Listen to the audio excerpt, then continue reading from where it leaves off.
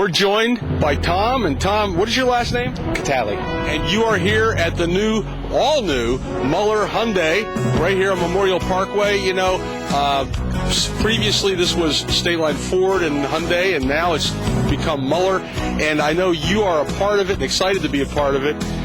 The difference, obviously, is going to be a lot of service here, huh? Oh, yeah. Now that we're considered a new dealership with new ownership, we have access to anything that anybody wants. As far as the Hyundai world goes, we have unlimited inventory. Anything that somebody needs, we can get, usually within about 24 hours, any car. So the inventory is going to be better than ever. I noticed some of the cars here are just really looking great. I mean, they got some great colors, some great different models. Hyundai's really come a long way. Hyundai's come a very long way in the past 12 years. They're actually, right now, they own the #1 car in North America with the 2009 Genesis, and it looks like the 2011 Sonata is just about to take over the exact same position. So Hyundai's definitely the car to buy right now. Now with it being Muller, Hyundai, and the service, I mean, you have a great service department. Our service department is actually #1 in the region, and the guys back there do anything they can to help out whoever needs it. Now, I understand you went to Phillipsburg High School. I did. I graduated in 2003. 2003, so you know about this game. I mean, this is an important football game. This was always the best day of the year. Thanksgiving Day game made the entire year worth going to. Yeah. And so we want to encourage people as they're thinking about the game, thinking about your tradition, right here at Muller Hyundai. You've got everything you need. Stop in, friendly, no pressure, right? No pressure at all. Whatever you need, we'll take care of. And any questions, any problems, you can give us a call. You can do whatever you need. Last question. You got any favorites in today's game? Obviously, Phillipsburg. They're going to beat them bad. Let's go see mine! Phillipsburg, yeah, with us! Let's go see miners! Phillipsburg, get louder! Let's go see miners! L-E-T-S! Let's go see miners! L-E-T-S! Let's go see miners! L-E-T-S! Let's go see miners! Let's go see miners! Come on, miners! Hi, I'm Savannah Swick. And I'm Janika Homer. And we're the freshmen at PHS. Let's go, Liners, crush those Rovers! Hi, I'm Brooke Dudek. And I'm Jessica Neal. And we're the sophomores at PHS. Come on, Liners, stomp those Rovers. Hi, I'm Alex Elling. And I'm Cassie Brusha. And we're the juniors at PHS. Let's go, Cats! Beat those dogs! Hi, I'm Kirsty Sharp. I'm Amanda Marcus. And I'm Taylor Kane. And we're the juniors at PHS. Go hard, boys! Destroy those Rovers! Hi, I'm Mikey Swick. Hi, I'm Alexandria Bupeavy. Hi, I'm Melissa Fishback. Hi, I'm Allie Emery. And we're the seniors at PHS. Let's go, Liners! Rough up those Rovers! Hi, I'm Melissa Brousseau. I'm Kylie Honey. And I'm Chelsea Swick. And we're the senior captains at PHS. Let's go, boys! Beat Easton! We are at the all-new Muller Hyundai, and it is Thanksgiving. It's the Easton Phillipsburg Thanksgiving Day football game, or should I say the Phillipsburg Easton Thanksgiving Day football game. We're here with the Phillipsburg cheerleaders, and of course the captains and the coach. And you know, first of all, this is an exciting time of the year, isn't it? Tell us who you are and what you do with the cheerleaders. I'm Chelsea Swick, and I'm a captain of the cheering team. I'm Melissa Brousseau, also a captain. I'm Kylie Honey, and I'm also a captain.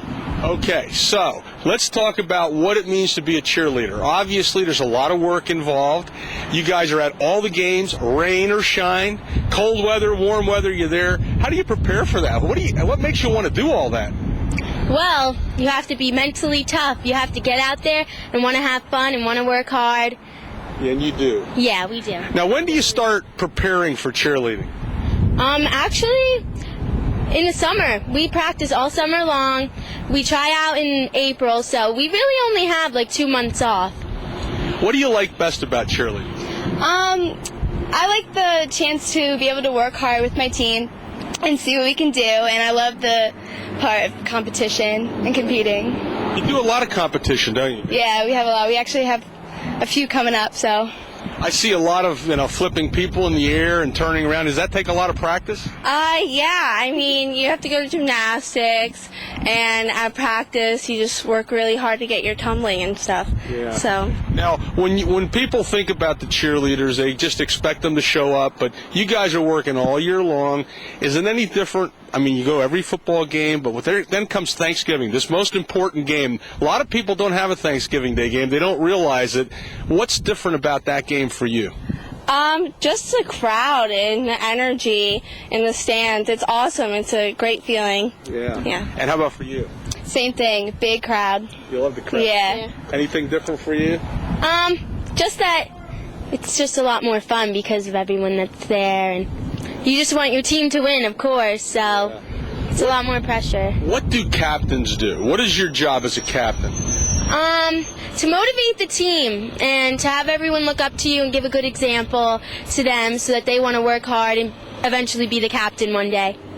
And for you, the same thing? Yeah, all three of us have been on the team for 4 years, so we've had a good representation of leadership, so we want to display that. Yeah, it's just being a good leader and showing your team a good time. And Let me talk to your coach here for a second, Rachel, and come on in and tell us about yourself. Tell us your name, and you actually were a part of this team. Yes, I'm Rachel Lazier. This is my first year as the varsity coach. I was the former JV cheerleading coach. I cheered on varsity for 4 years at Phillipsburg. I went away to college and cheered, and then I came back, and now I'm the coach. Well, you're making some of us look older because I think you were a part of it as we did this. Yes, I was. Yeah. First at Muller Chevrolet, and now here. So. Yeah, so you reminded me of that, and I had to say, oh, boy, we're getting older. Now, what does it mean to be a coach? I mean, there's a lot of work in this. Did you think as a cheerleader you would go on to become a coach? Was that something in your mind? Yeah, I always wanted to be a coach, and it's funny that you say that. I just recently called my college coach, and I said, I really didn't know what it was like then, but now that I'm a coach and I have my own team, I really appreciate everything that you did, and I learned a lot from my high school coaches as well. Yeah. So did you cheer in college? Yes, I went to Hofstra University. I cheered there on a co-ed team. Nice. Now, in wrapping it up, what do we want to say to the community? I mean, you do a lot of work. Everybody here does a lot of work. They balance their schedules and they do their work for school and their work for the cheering. The community is very supportive? Yes, definitely. And I would like to thank the community for all their support, thanking the parents. Without our cheerleading parents, the program wouldn't happen.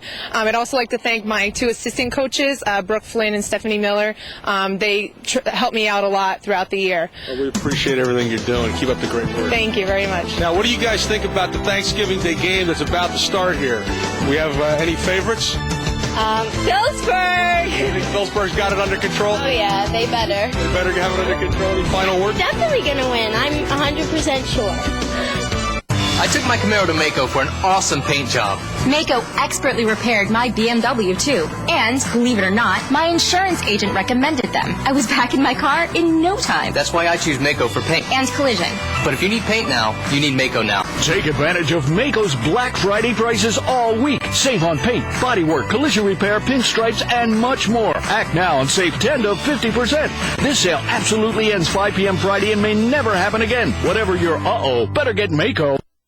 No one wants to be treated like a number unless it's number one. At Valley Millwork and Door, now located at 284 Nazareth Pike, we are a full-service lumber yard, offering a full line of building materials as well as millwork. Our pre-finishing services allow you to select your favorite custom colors or stains and have them professionally applied. Stop in at Valley Millwork and Door for that small-town service and knowledge that you won't find in those big boxes. That's Valley Millwork and Door, where you're always... Hello, my name is Mike Hahn, and I would like to introduce you to our business, R.S. Hahn & Sons Incorporated, established in 1904. We are the oldest, largest, best-equipped metal shop in the Easton Phillipsburg area. We carry a full line of sheet, plate, bar, angle, and tube, and steel, stainless, and aluminum for home and industry. We shear, water jet, and plasma cut. Come see us at 1131 South 25th Street, Easton, 610-253-2741. Hey, Beef. My mom says that Westelli is the best food on the planet. She likes to go online and see what they have. They have filet mignons, Kobe beef, Chilean sea bass, Brazilian lobsters, Scottish salmon, and I like when the FedEx guy delivers the good food right to my door. Rastelli Direct, pure, healthy food delivered right to your door. Visit us at purehealthyfood.com. At Malozzi Plumbing, we believe that your bathroom should be a source of relaxation, not stress. That's why we offer same-day service and a 24-hour emergency hotline. Our plumbers are prompt and professional and will assess your problem and give you a free estimate on the spot. And you don't have to worry about hidden charges because unlike our competitors, we guarantee our bid. So if you're having trouble with your plumbing, just call Malozzi Plumbing where we make sure everything is just right. We know your reasons for wanting a pool. Let us show you what we can do with it. Barry Bardakovitz Custom Pools, the Lehigh Valley's award-winning pool designer and owner of B&B Pools Incorporated, offers a full range of pool services. From the beginning design through construction, maintenance, and beyond, we provide everything you need to create that perfect backyard oasis. Barry Bardakovitz Custom Pools and B&B Pools Incorporated, a winning combination. This portion of the game is brought to you by Dance Phillipsburg, located at 474 South Main Street in Phillipsburg. Give the gift of belly dance this holiday season. To learn more, visit dancephillipsburg.com for special holiday packages. Happy dancing. Today's game being brought to you in part by Just Subs, Just Pizza, located across the street from Phillipsburg High School at 370 Memorial Parkway, and open 9 to 9, 7 days per week. For the most fresh, great tasting subs and pizza, give Just Subs and Just Pizza a try. This portion of today's game being brought to you by Barb Gorman and Terry Alfano of Weichert Realtors in Allentown. Both Barb and Terry rank among the top 200 realtors in the entire Lehigh Valley and are high-producing members of the Weichert $1 Million Sales and Marketing Clubs and serve Easton and the surrounding areas. Both Barb and Terry treat all their clients with respect and loyalty and would like to meet with you to discuss your real estate needs, whether it be residential, investment, or rental. Since 1947, Pip's Roofing and Siding Company has been specializing in slate, flat, and shingle roofs. We also do siding, windows, and gutters. For the best roofing service around, take a tip. Call Pip. Happy Thanksgiving to everyone from Pip's Roofing and Siding.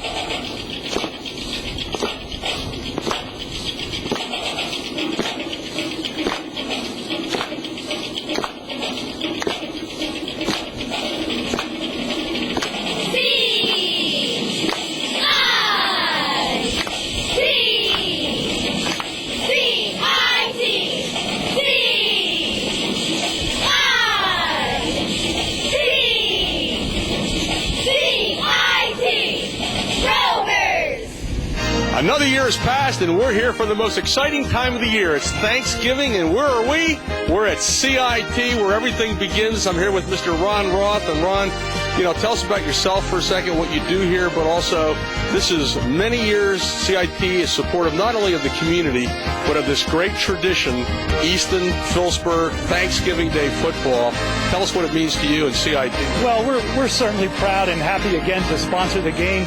We have been involved in this for quite a few years, even before my time. This is the 13th time that you and I have done this interview, so CIT is very happy and proud to be part of the community. We have a lot of kids from all of our high schools locally who attend CIT, so it does mean a lot to us. It's a great time of the year. Everybody loves the fall, and football is a great part of that tradition, so we're glad to be part of it, Art. Sometimes when you're out of the area and you mention a tradition like Easton, Phillipsburg, Thanksgiving Day, they look at you kind of funny because maybe a lot of people don't have something like this, and it's really special. That's true, and a lot of young people who go away to college, they don't experience anything like this unless they go to a very large school.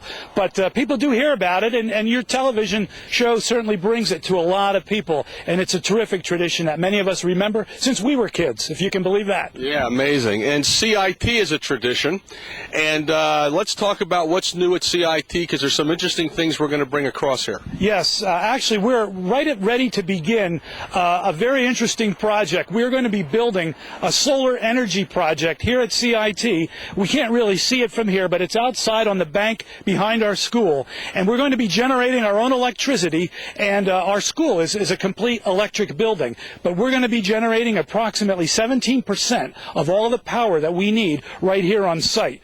We were able to receive a state grant to help pay for it, and we're working with an engineering firm, and we hope in the next couple of months, maybe even by the time this is aired on Thanksgiving, to have begun the building and putting together of this energy project.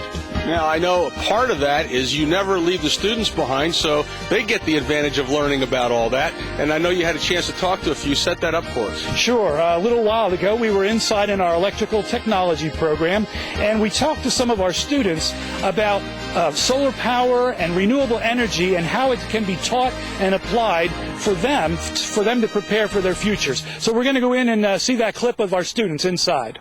We're here in the CIT Electrical Occupations program to talk to some of our students. Our first student is Ray Farley, and Ray is a 12th grader from Easton Area High School. Ray, I've been telling our viewers a little bit about the CIT solar energy project that we're doing outside, but we're also actually teaching solar energy principles here in our curriculum. So tell us a little bit about what you're learning and what you're doing. We use this trainer to learn about solar power and how it can be used to replace traditional electricity. Well, how does the trainer work, Ray? There's a light that simulates the solar panels, and then it converts it into direct current. And then how do we use that in a house or in a building? Houses use alternating current, so this has to convert the direct current to alternating current, and then it feeds it into your house's electrical system. And how does that help us with that system out there? I mean, that feeds all of us electricity, right? That's correct. Then we use less of the grid's electricity, and we're saving money and fuel used to power the power plants. Oh, excellent. So not only are we saving money, but we're also using less fossil fuel, and that's an ecological and green kind of thing to do. Well, thank you, Ray. Our next guest is Ryan Patino. And Ryan, you're actually a Wilson High School student, correct? Correct. And it's important for our viewers to know that here at CIT, our students come from different high schools, and here they have to learn to get along and work with each other with different backgrounds and different interests, and that's really the way the world is. So, Ryan, tell us what you're learning on the trainer. Well, this part of the trainer shows how electricity is generated by the wind. Kind of like an old-fashioned windmill? Yes, or like a modern wind power generating system. Wow, that sounds pretty fancy, but tell us, how does it work? Well, this motor is meant to simulate wind. Now, usually you would have a propeller that would be moving with the wind. Inside, there's a nacelle that moves with a turbine to generate the electricity. Now, this is generating direct current, so there's a converter inside to switch it to alternating current, which you can use in the house. Well, what if the system would generate too much electricity? Well, it would go back into the grid where the electrical company would pay you for it. Wow, so you're learning some good things here, some modern ways to help us save in energy, and how is that going to help in our future? Well, often electrical engineers and contractors are asked to install and prepare these types of systems in homes and commercial buildings. Excellent. Well, I thank you for that. But what about you? Now, how does this help you with your future? Well, it's going to be able to help us in the future of work and college. All right, well, we'll get back to that thought in a moment. First, I want to introduce our third guest. Our third guest is Keith Nemeth, and Keith is also a 12th grader, also from Easton High School. And tell us, Keith, what do you have here? Well, this piece of equipment helps us learn to install and service network cabling. And where would you do something like that? They install them in new homes and office buildings, and as electrical contractors are being asked to install them in new and existing homes. Okay, so once again, we're using something here that we learned to help prepare for our careers. Yes, actually, we installed network cabling at the old house project. And we just sold that house project, and you guys are also now starting a new house project where you actually go out and build the house. Isn't that correct? Well, yes, actually the carpentry students have begun to frame the house, and we've been out there and put the temporary service in, and we'll be out there later this year to do the network cabling and the wiring. Excellent. Well, thank you. You know, a moment ago, Ryan said something about the things you're learning here help you prepare for your future in college or at work. So I do want to hear from our three students. What are your plans? They're all 12th graders, and let's find out what they're going to be doing next year. We'll start here. Keith, what about next year? Well, I plan on furthering my education in network cabling by going to Phillipsburg Technical Institute for smart home technology. Excellent. And I understand there's a lot of job opportunities. That's kind of the wave of the future, smart technology. So good luck to you. Ryan, what about you next year? Well, after high school, I plan on going into the Marine Corps and eventually being a combat engineer. Engineering, excellent future, and good luck to you. And back to you, Ray. What about you for next year? Well, after high school, I'd like to go to 2-year college to get into into the residential wiring field. Excellent. So you're going to combine more education with work in the field.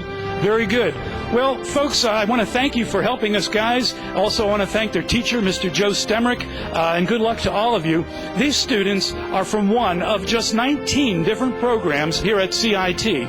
Programs like machine tool technology, CAD with engineering graphics, welding, automotive technology, the other construction trades that we have here, things like culinary arts and information systems technology, childcare, and protective services. So the message for you middle school students and even ninth grade students and your parents, the message is this.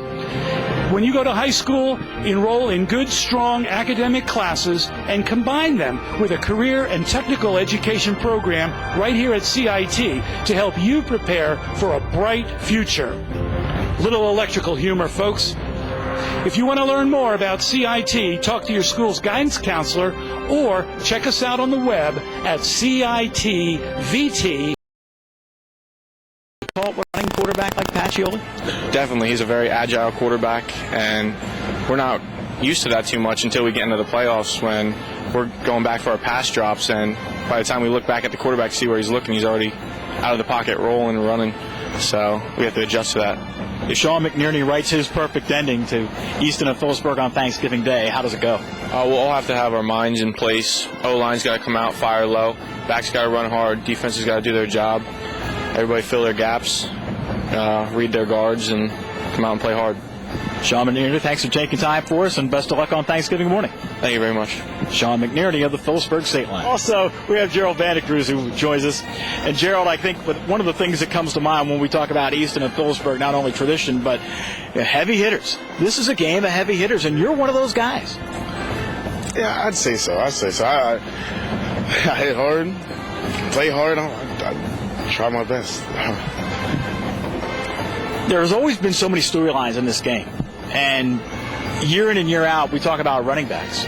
You can go back to, I believe, 1994 when Joe Luke, Leonard Moore, 1,000-yard rushers, you and Dana Lee have accomplished that same feat. So, I mean, it's almost a part of history being revisited with 2,000-yard backs for Phillipsburg coming into this game. Yeah, I would say so. You know, I've heard from a lot of people that we were actually the best, but, you know, I said everybody has their own opinions. So we're just going to keep on improving and running hard and getting yards and doing the best we can.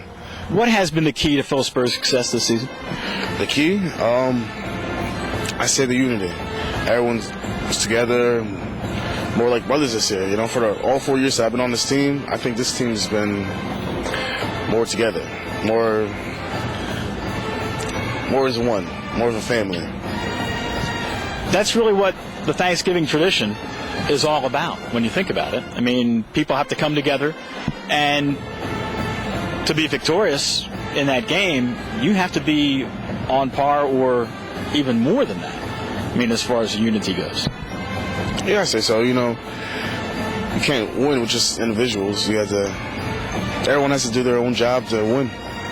What gets it done on Thanksgiving Day for Phillipsburg? Perfect ending?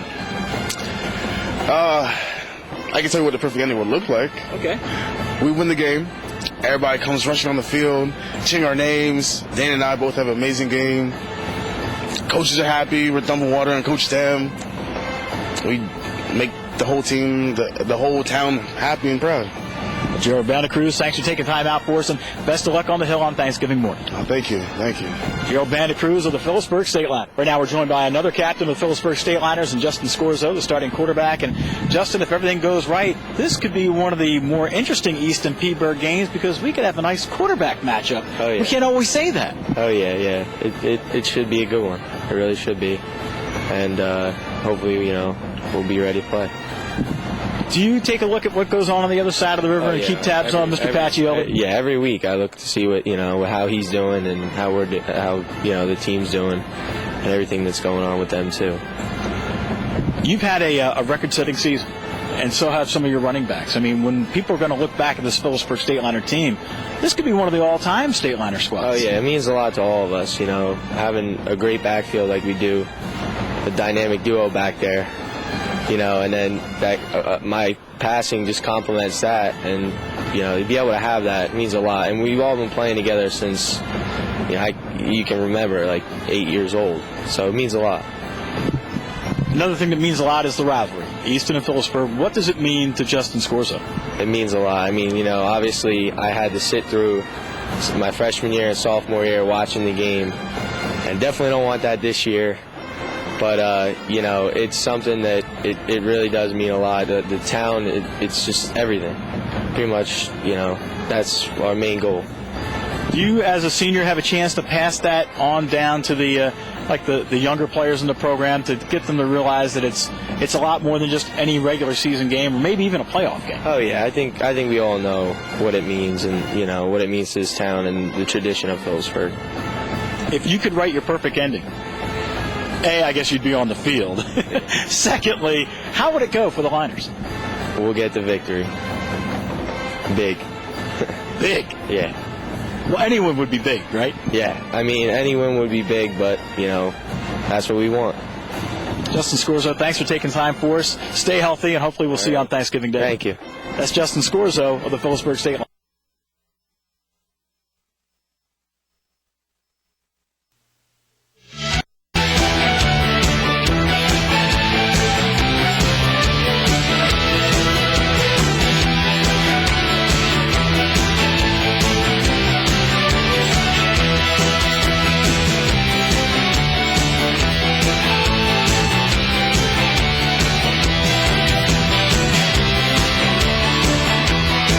It's coming down a little bit. The precipitation's starting, but boy, it is the 104th game. We're excited.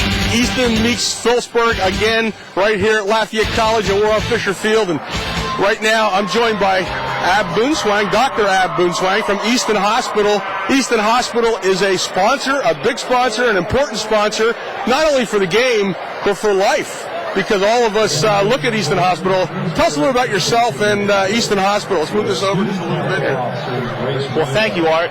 It is a pleasure to be here with my daughter, Abra, representing Easton Hospital. Easton Hospital has been serving the community for even longer time than this great rivalry has been in existence. Recently we've made a lot of strides over the past 6 to 7 years. In fact, an independent quality rating organization called Health Grades has rated Easton Hospital in the top 1% nationally in the category of patient outcomes.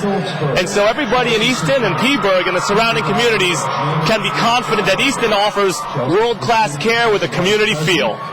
Well, that's excellently said. When we talk about tradition and you talk about Easton Hospital, who better understands tradition than Easton Hospital and what this game is about? What are your thoughts when you look around here today? I'll tell you, I've grown up in Easton, been here for over 30 years. My dad's practiced surgery for 35 years here, and this is just incredible. The energy is awesome. This is the first time my daughter's made it out, and I really thank you for asking me down here to represent Easton Hospital. Now, what's your daughter's name? Abra. Abra, say hello to the camera. Say hi. Well, I'll tell you what, and when we talk about Easton Hospital, we first of all thank them for being a sponsor. We can't do this game and do all the things we do without the support. But more importantly, in a final word, let's wrap it up. When it comes to Easton Hospital and Easton and Phillipsburg and all the surrounding areas, Easton Hospital means a lot to everyone. Yeah, absolutely. Easton Hospital is always looking to improve and engage the community, Easton and Phillipsburg and the surrounding, vicinities. So one way that we're doing that at Easton is trying to forge relationships with local community businesses. And so places like New Eastwood and Manor Care that help older patients, and this new facility, ATA Revitalization, that is a leader in advanced laser technology for muscle recovery and pain therapy. Easton Hospital is building relations with these places to bring the best, most latest care to all of us here. Well, thank you very much for coming out today. I got to move over here to Mr. Ford real quick. The Great American Rivalry Series, as quick as you can. Rick, tell us what it is and what's going on here today. Well, the Great American Rivalry Series was built around games just like this. We found games that were played on Thanksgiving. We thought there might be other games around the country. We had over 300 nominations this year. This is the 66th and final game of the 2010 season. Now, people can watch this online. 3-second delay right now, right? Yes, sir. GreatAmericanRivalry.com. Tune in right there. You can watch it here and around the world. Thank you so much for everything you're doing. And I got to talk to our buddy standing next to you here, but keep up the great work. Thanks. Thanks for having us, Art. Great work on your part, too. Thank you. Let me go over here to Mr. Vince Pettinelli from the Vince Pettinelli Orchestra. And Vince, you're a sponsor every year. You've got a great band, orchestra, I should say, and an alumni band. Tell us about the alumni band first. Well, good morning, Art. This is the 5th anniversary of the Phillipsburg High School Alumni Band. We started on the 100th anniversary, which was obviously 5 years ago. So this was by far our best year. We had over 40 participants, 40 musicians. It was a great time last night. We had a wonderful pep rally in Phillipsburg, great fireworks. It was just really a nice thing. It's just great to see people. We've got a woman who graduated in 1938. She's playing. Dr. Labarda Chiropractor in Easton's playing. She's graduated in 1952. It's just great to have so many people from so many different walks of life and so many different areas of the country coming back to play for this wonderful pep rally and to root on our team. Well, you know, what I like about everything, too, is, you know, when I was, we were shooting some of the footage and you can see everybody, you had some people that are considered senior citizens playing the fight song and the band song, and everybody's really, it's like their spirits never get old. Well, what's really nice is the fact that we have people that are musicians and that play professionally in bands, people that only do one time a year they play, and it is the alumni band, and they look forward to that because they don't have an avenue, they don't have any place else to play except for the alumni band. So we bring everything together a couple times a year actually, but it's great to have them all to act and participate as one ensemble. I want to thank you for everything you're doing. Tell us about the Vince Pettinelli Orchestra real quick. We are staying busy as an orchestra, but we do, it's more than just a band. You have the social function, you need to have a band, a DJ, and karaoke, and we offer all those three options, whether it's one or three. Call us, and we'll give you a great price, and it'll be fun.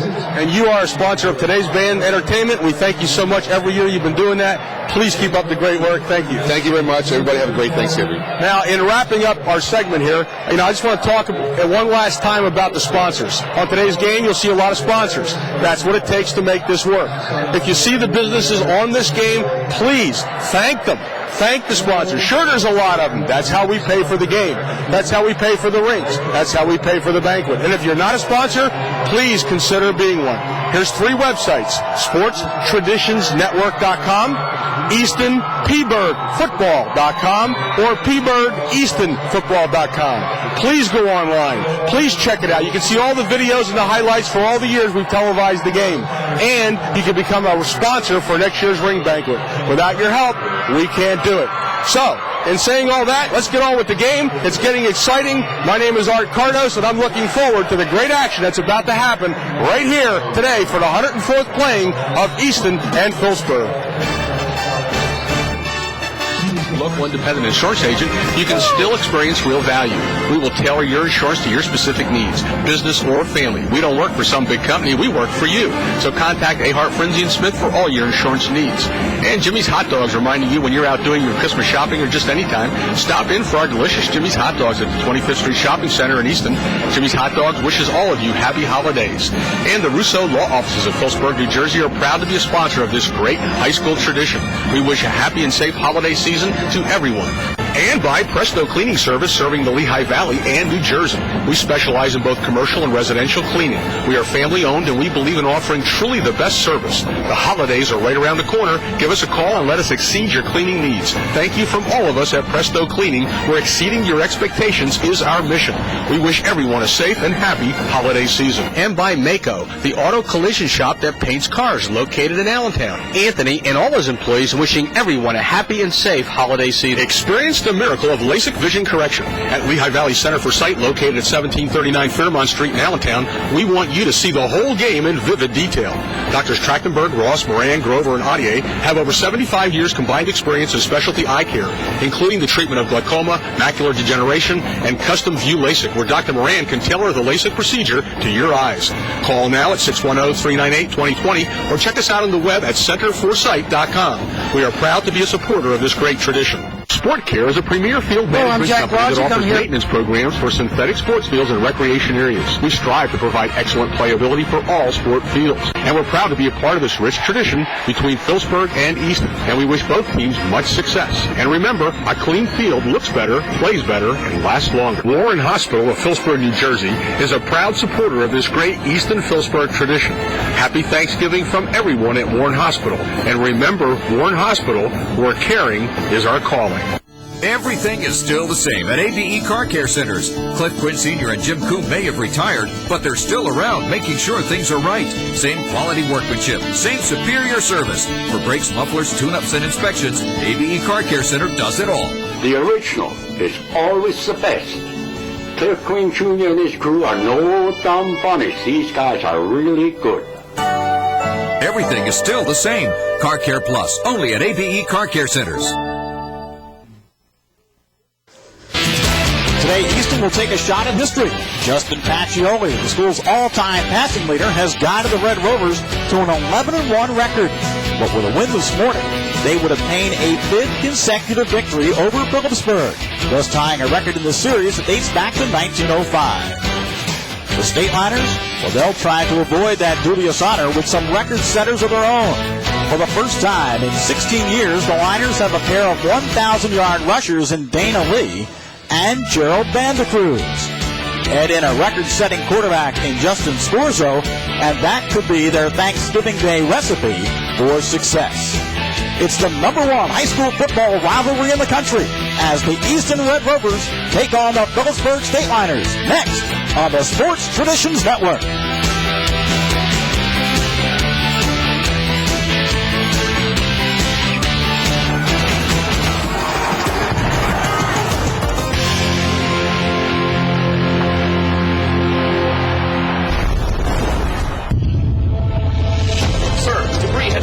Satellite. Impact may cut off communications with ground forces. Launch avoidance maneuver. All objects are accounted for.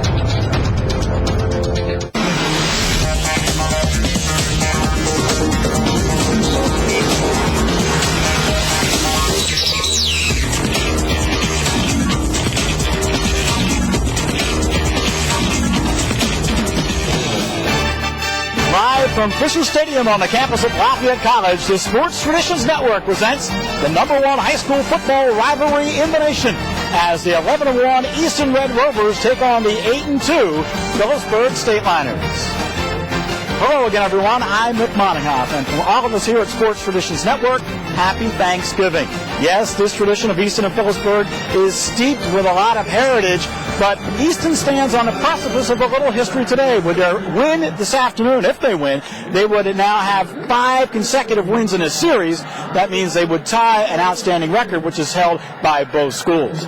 Joining us on the telecast today is Dick Hammer, who has been seeing about 45 of these events, started way back in 1957. 44. Okay, 44. You're making me older than I am, Mick. Well, one thing that remains constant outside of Mr. Hammer's participation is the fact that Easton has always had a great stable of running backs, and it's the case once again. It's a Steve Shifford staple. They've run for over 200 yards a game this year. Zach Banbury, James Middleton are the 2 guys that do most of the running, but then Austin Brown can come in off the bench, give either one a break, so you got 3 backs you have to worry about. But the man that really makes them go is Justin Pacioli, their quarterback. He can beat you throwing the football and with his legs as well. Yeah, he did that last year against the Stateliners. He's coming in with over 1,500 yards passing this year. He's run for over 500 yards. And I think the Stateliner defense is going to have a little problem. Is he going to run it or is he going to throw it? We'll find out. And then John Bishey is a great receiver with 51 catches so far this year. Souders, Bishey, Holt. Like we say, when the quarterback gets on the corner, he can be deadly. That's right. So the Stateliner defense will have to watch the run and the pass. Also joining us today is Ned Bolcar, longtime Phillipsburg Stateliner, played at Notre Dame as a captain of the championship team with the Fighting Irish and in the NFL as well. Ned, always a pleasure to have you. Phillipsburg had a pair of 1,000-yard rushers back in '94 with Luke and Moore. Now they have another pair in Vandecruz and Dana Lee. Yeah, Mick, pleasure to be here today. Phillipsburg's got a 2-headed monster in Dana Lee and Gerald Vandecruz. Last year, Dana Lee ran for 1,000 yards. Both of them this year average over 8 yards a carry. Gerald Vandercruz is a monster out there. He is a beast with the ball, not only blocking for Dan Lee, but carrying the ball himself. To win today, Phillipsburg needs to establish a ground game, and they do have two capable backs in those two guys. But I think it's the passing game of Phillipsburg that really sets up the run game. And when you're talking about quarterbacks in this game, a great matchup, Justin Scorzo makes the State Liners go. Well, Justin Scorzo is a 4-year starter at Phillipsburg High School. Set all the passing records for yardage and touchdowns in his career. We saw what happened the last 2 weeks. Piscataway, we got knocked off in the state playoff. Justin wasn't playing. They need to be able to run the ball. They need to be able to throw the ball. Justin can throw the ball well downfield. He has to have a nice game today. He also can run the ball when he needs to. For them to win, Justin Scorzo has to be on the field. He has to be effective. He's been in many games this year. Without them, they can put 10 guys in the box and shut down the running game. With him, they can open up the offense a little bit and push the defense back a little bit off the line of scrimmage. There was a question mark as Scorzo suffered a concussion 2 weeks ago, did not play in the loss against Piscataway, but he is the starter for the State Liners today. The 104th renewal of Easton Phillipsburg is just moments away. Stay with us. We'll be back with starting lineups and more as we continue our coverage right here on the Sports Traditions Network.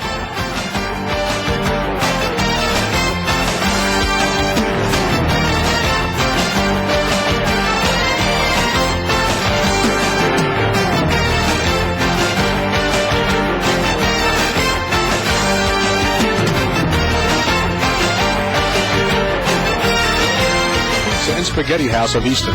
Stop by to see our newly renovated upstairs dining room and downstairs pub, and enjoy our famous upside-down pizza and great salads, too. And by Wintergrill Wilhelm Glenn of Remersma, your personal injury attorney serving both Easton and Phillipsburg, wish both teams and their families a very happy and safe Thanksgiving and are proud to support this historic game. So when you need a good lawyer, call Wintergrill Wilhelm Glenn of Remersma. And by Summit Door, your local garage door specialist. Based in Phillipsburg, New Jersey, we cover Phillipsburg, Easton, and the surrounding areas. At Summit Door, we install and repair most major manufacturers of residential and commercial garage doors and operators. We are known for fast, reliable service at competitive rates and for standing behind our products and installations. Call Summit Door today, your garage door specialist. And by attorney Christopher Troxel with our offices located at 370 Purcell Street, Phillipsburg. We're proud to be a supporter of this great tradition between Phillipsburg and Easton. Go Liners. Buying or selling your home? It's got to be real. Call Real Living Action Realty. Eileen and Dick Cow, Tara Simonik, Linda Minnick, Jennifer Hafer, Pat Sportelli, Donna Apgar, Angela Sartino all wish everyone a happy and safe holiday season. And remember, when you're ready for real action, call Real Living Action Realty. The region's best online source for all the sports action. LehighValleyLive.com. If you need to know what's happened at the big game, visit Lehigh Valley Live. Videos, photos, stats, and commentary. Even live chats for selected matchups. Lehigh Valley Live sports coverage, the next best thing to being on the field. For comprehensive coverage in print, pick up the Express Times. Important, interesting, useful. Klein Farms Dairy and Creamery, located in Forks Township, just north of Easton, offers you wholesome natural foods straight from the source. We are licensed by the state of Pennsylvania to sell raw milk, and also available is our all-natural yogurt, mozzarella, regatta, and flavored cheese spreads. Check out our large assortment of artisanal cheeses, including cheddar, Colby, and Gouda. We also carry beef, eggs, and local honey. So buy fresh, buy local. Stop by Klein Farms Dairy and Creamery today. Come on home for Christmas with Service Electric Cable TV. Let the spirit of love surround you and celebrate the season in harmony. Merry Christmas and warmest wishes too. Service Electric Cable TV sends our best to you. The before, the expectation, the B vitamins, the carbs to ignite, the during, the collision, the power, the original Gatorade, the after, the gratitude, the protein to recover. Introducing the G-Series from Gatorade, Prime, Reform, Recover.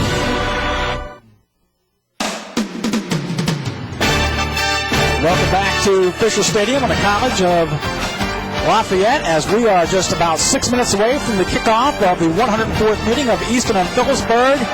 The crowd continuing to file in, about 14,000 expected today. About the only thing that's not cooperating is the weather. We'll give you a weather update when we come back in just a moment. We are moments away from the kickoff, so stay with us on the Sports Traditions Network.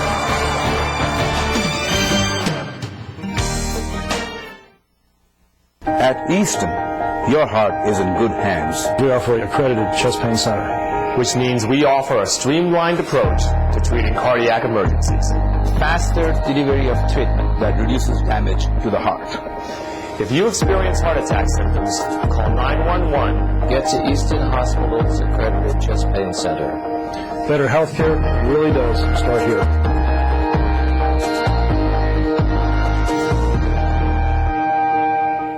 We know your reasons for wanting a pool. Let us show you what we can do with it. Barry Bardakovitz Custom Pools, the Lehigh Valley's award-winning pool designer and owner of B&B Pools Incorporated, offers a full range of pool services. From the beginning design through construction, maintenance, and beyond, we provide everything you need to create that perfect backyard oasis. Barry Bardakovitz Custom Pools and B&B Pools Incorporated, a winning combination. At Malozzi Plumbing, we believe that your bathroom should be a source of relaxation, not stress. That's why we offer same-day service and a 24-hour emergency hotline. Our plumbers are prompt and professional and will assess your problem and give you a free estimate on the spot. And you don't have to worry about hidden charges because unlike our competitors, we guarantee our bid. So if you're having trouble with your plumbing, just call Malozzi Plumbing, where we make sure everything is just right. Hello, my name is Mike Hahn, and I would like to introduce you to our business, R.S. Hahn & Sons Incorporated, established in 1904. We are the oldest, largest, best-equipped metal shop in the Easton Phillipsburg area. We carry a full line of sheet, plate, bar, angle, and tube, and steel, stainless, and aluminum for home and industry. We shear, water jet, and plasma cut. Come see us at 1131 South 25th Street, Easton, 610-253-2741. No one wants to be treated like a number unless it's number one. At Valley Millwork and Door, now located at 284 Nazareth Pike, we are a full-service lumberyard, offering a full line of building materials as well as millwork. Our pre-finishing services allow you to select your favorite custom colors or stains and have them professionally applied. Stop in at Valley Millwork and Door for that small-town service and knowledge that you won't find in those big boxes. That's Valley Millwork and Door, where you're always number one. I took my Camaro to Maaco for an awesome paint job. Maaco expertly repaired my BMW too. And, believe it or not, my insurance agent recommended them. I was back in my car in no time. That's why I choose Maaco for paint. And collision. But if you need paint now, you need Maaco now. Take advantage of Maaco's Black Friday prices all week. Save on paint, bodywork, collision repair, pinstripes, and much more. Act now and save 10 to 50%. This sale absolutely ends 5 p.m. Friday and may never happen again. Whatever your better get Maaco.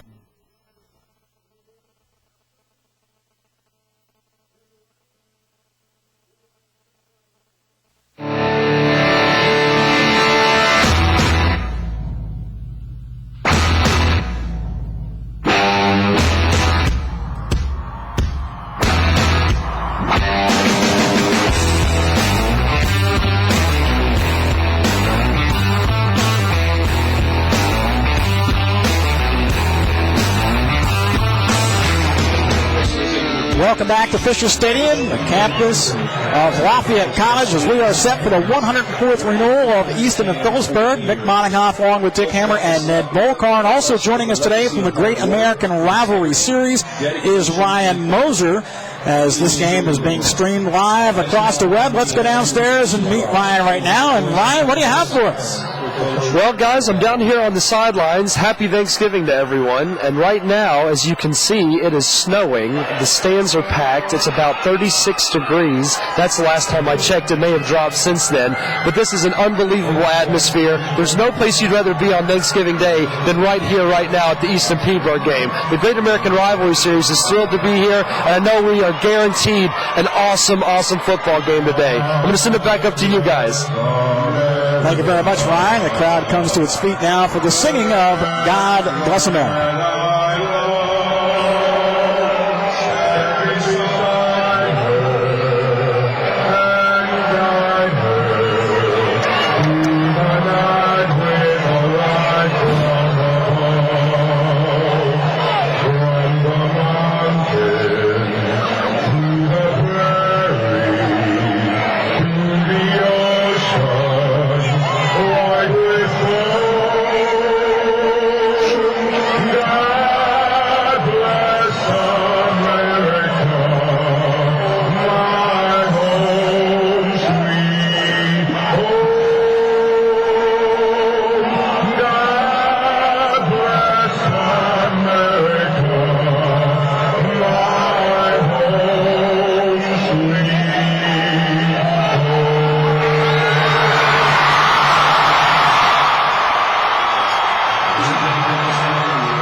So now the crowd.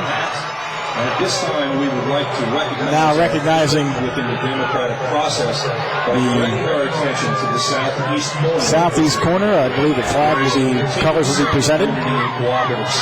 But as we get ready for our national anthem, the thing that comes to mind, Dick Hammer, is this has been so much pomp and circumstance. It only is befitting that we have a little snow falling here at Thanksgiving Day. As the Phillipsburg High School marching band plays our national anthem.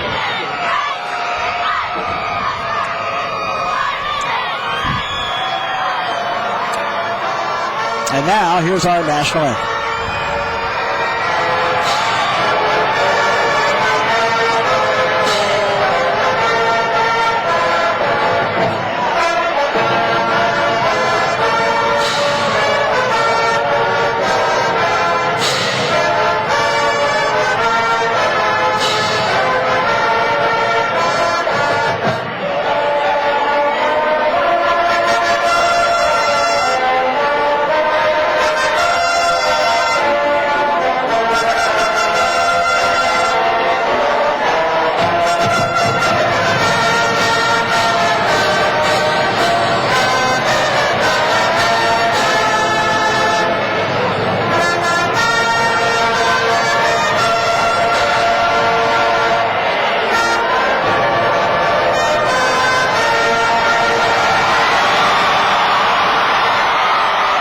So there's our national anthem, and now we are just moments away from the teams making their way onto the field as the Phillipsburg State Liners have come out of the locker room. They're faithful, scantily clad, I must say, braving the elements here today as the State Liners make their way down to the turf, coming in with a mark of 8 wins and 2 losses. They lost to Piscataway over the weekend. That means that their playoff run is over, and this is the last game of the season for these Phillipsburg State Liners. Ned Bocar's with us. Ned, you remember playing your last game at Peaburg? Absolutely. It's a day I'll never forget, just like every Easton Peaburg game I played in.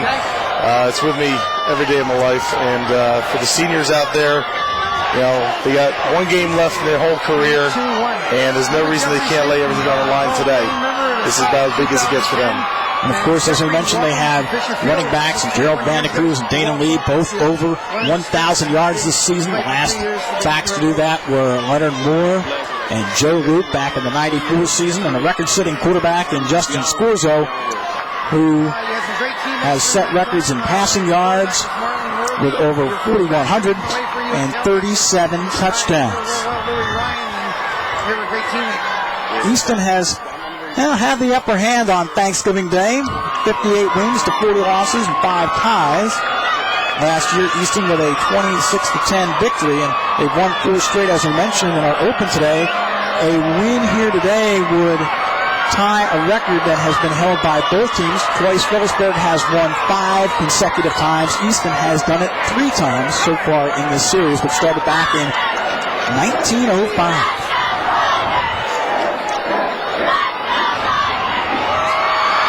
And here come the State Liners. And as is the tradition, they will make a lap of the field, go from one goal post to the other. I think they do that just to show that they know their way to the opponent's end zone, Ned. When you come out, you want to show the team, the opposition, and your fans that you own the whole field. So you run the field, you circle back to your bench, and you're setting the tone for the game that we own the whole field. Easton Red Rovers under head coach Steve Shippert ready to come out, and here come the Easton Red Rovers, 11-1. Their only loss to Whitehall earlier in the season. They fumbled the ball in that ball game, and it cost them an undefeated season to this point. They still have 1 game to play. Of course, that takes place on Saturday night at Cottingham Stadium when they have a rematch against Whitehall in a District 11 final. Dick Hammer, we've seen Easton come in with gaudy records like this before. Question is, can they stay focused and not look past maybe a Peaburg team that they've beaten 4 straight times and be thinking about a District 11 title? No. This is Easton Phillipsburg. There's only one thing that you think about today, and that's beating Phillipsburg, and Phillipsburg thinks about beating Easton. There's not going to be anything looking ahead for the Red Rovers looking to Whitehall on Saturday night. Looking at all the snow out there, back in 1989, the game was postponed from Thursday because of a 3-inch snowfall, and they played it on Saturday that day. Now, we're not going to get postponed today because the snow has just started, but I don't think it's going to lay on the field anywhere, but we're going to find out. Well, the fans have turned out. It's a sellout crowd here at Fisher Stadium on the campus of Lafayette College as we are just moments away from the opening kick. Over 14,000 are expected. And I don't think snow, sleet, rain, or dark of night would keep anybody away from this one. The official seating capacity here is 13,132 at Fisher Field at Fisher Stadium. But you know that there's some more tickets somewhere along the line and some people standing. I noticed, a whole bunch of folks down here to our right standing near the Kirby Sports Center area. Well, once again, teams are stretching, so we'll take a quick timeout and come right back to Lafayette College, Fisher Stadium, the 104th renewal of Easton and Phillipsburg on the Sports Traditions Network.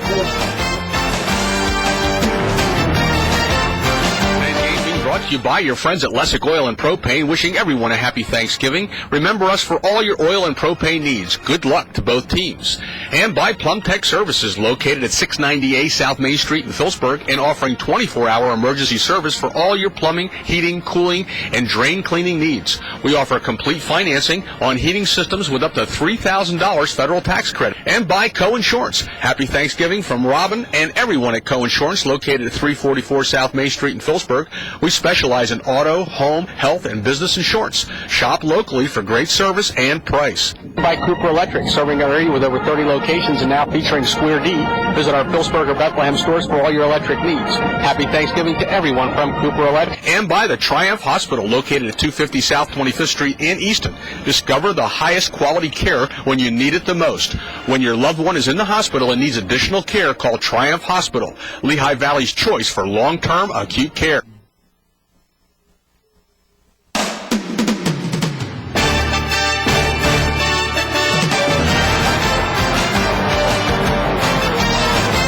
Welcome back here to Lafayette College, Fisher Stadium. Take a look inside the numbers. Points for and against. Well, Easton scoring 33 points a game. The State Liners at 40. Easton only gives up 10 a game. Phillipsburg a little bit more. 15.5. Each team with 2 shutouts this year. You take a look at the rushing yards, and oddly enough, Phillipsburg has run the ball a little bit more. Easton has passed the ball a little bit more. The total yards favor the State Liners, 420 to 358. Well, we can tell you that today's first quarter is sponsored by Easton Hospital Quality Care right here. Easton Hospital, a first quarter sponsor for our 104th meeting of Easton and Phillipsburg. Well, gentlemen, we are set for Thanksgiving Day football. Looking at the numbers, Easton's defense this year has had an outstanding first period. They have held 9 of their opponents to 0 points in the first quarter. You saw Bob Stem, and there is Steve Shippert. Steve Shippert has the most wins of any head coach of Easton in this series. 12-4-1, his record against Phillipsburg in his 18th season. 155 wins, 67 losses, and 1 tie. Now Bob Stem, 5-9 against the Easton Red Rovers. He is the all-time winningest coach in Phillipsburg history, a mark of 111, 43-4. Just past Mike Maloney for that all-time mark this year. Fortunately, there's not much wind today for the quarterbacks to worry about at this point. Now, whether we pick up the wind as the day goes on, that we're going to have to find out. You see the coaching staff of the Phillipsburg State Liners, and here come the Easton Red Rovers. They will kick off today as Jonathan Bishey will tee it up at the 40-yard line. The Rovers have had trouble in kickoffs this year. They've not been able to kick the ball extremely deep. So we'll see what happens. In the last couple of years, they've had some outstanding kickers who have pinned Phillipsburg back early in the game. So hopefully that works to Peeber's advantage tonight. Dana Lee is deep for the State Liners, and here's the kick. End over end. Lee at the 7-yard line. Dana Lee with a wedge ahead of him, goes straight forward, crosses the 30 and tripped up at the 33. And that's where Phillipsburg will have the football. 1st and 10. Jeremy Swick got a hand out there and tripped him up. Warren Hospital sponsors our Phillipsburg lineup, where Caring is calling. Justin Scorzo is the quarterback. Dana Lee, Gerald Vandecruz in the backfield. Sullivan, O'Leary, and Porcelli at the skill positions. Up front, you have Eric Opeth, Sean McNerney, Chris Chaffee, Mike Dorland, and Jarrett Williams. 1st and 10, 33-yard line for the Phillipsburg State Liners. And DeJuan Lee, fullback, goes in motion, handoff straight forward, and Bob Sten going very vanilla with no trick play on 1st and 10, and the handoff to Lee just up to the 40. Justin Pacioli sticking his helmet in there to make the stop. Easton Hospital, quality care right here, sponsoring our lineup defensively. Hall, Green, Caldwell Jr., and Thomas up front with McIntyre, Banbury, and Mulrine as the linebackers, along with Austin Brown, Cross, Dixon, Knighton, and Hayden in the secondary. So after the game by Lee, 2nd down and 7 with the football at the 36.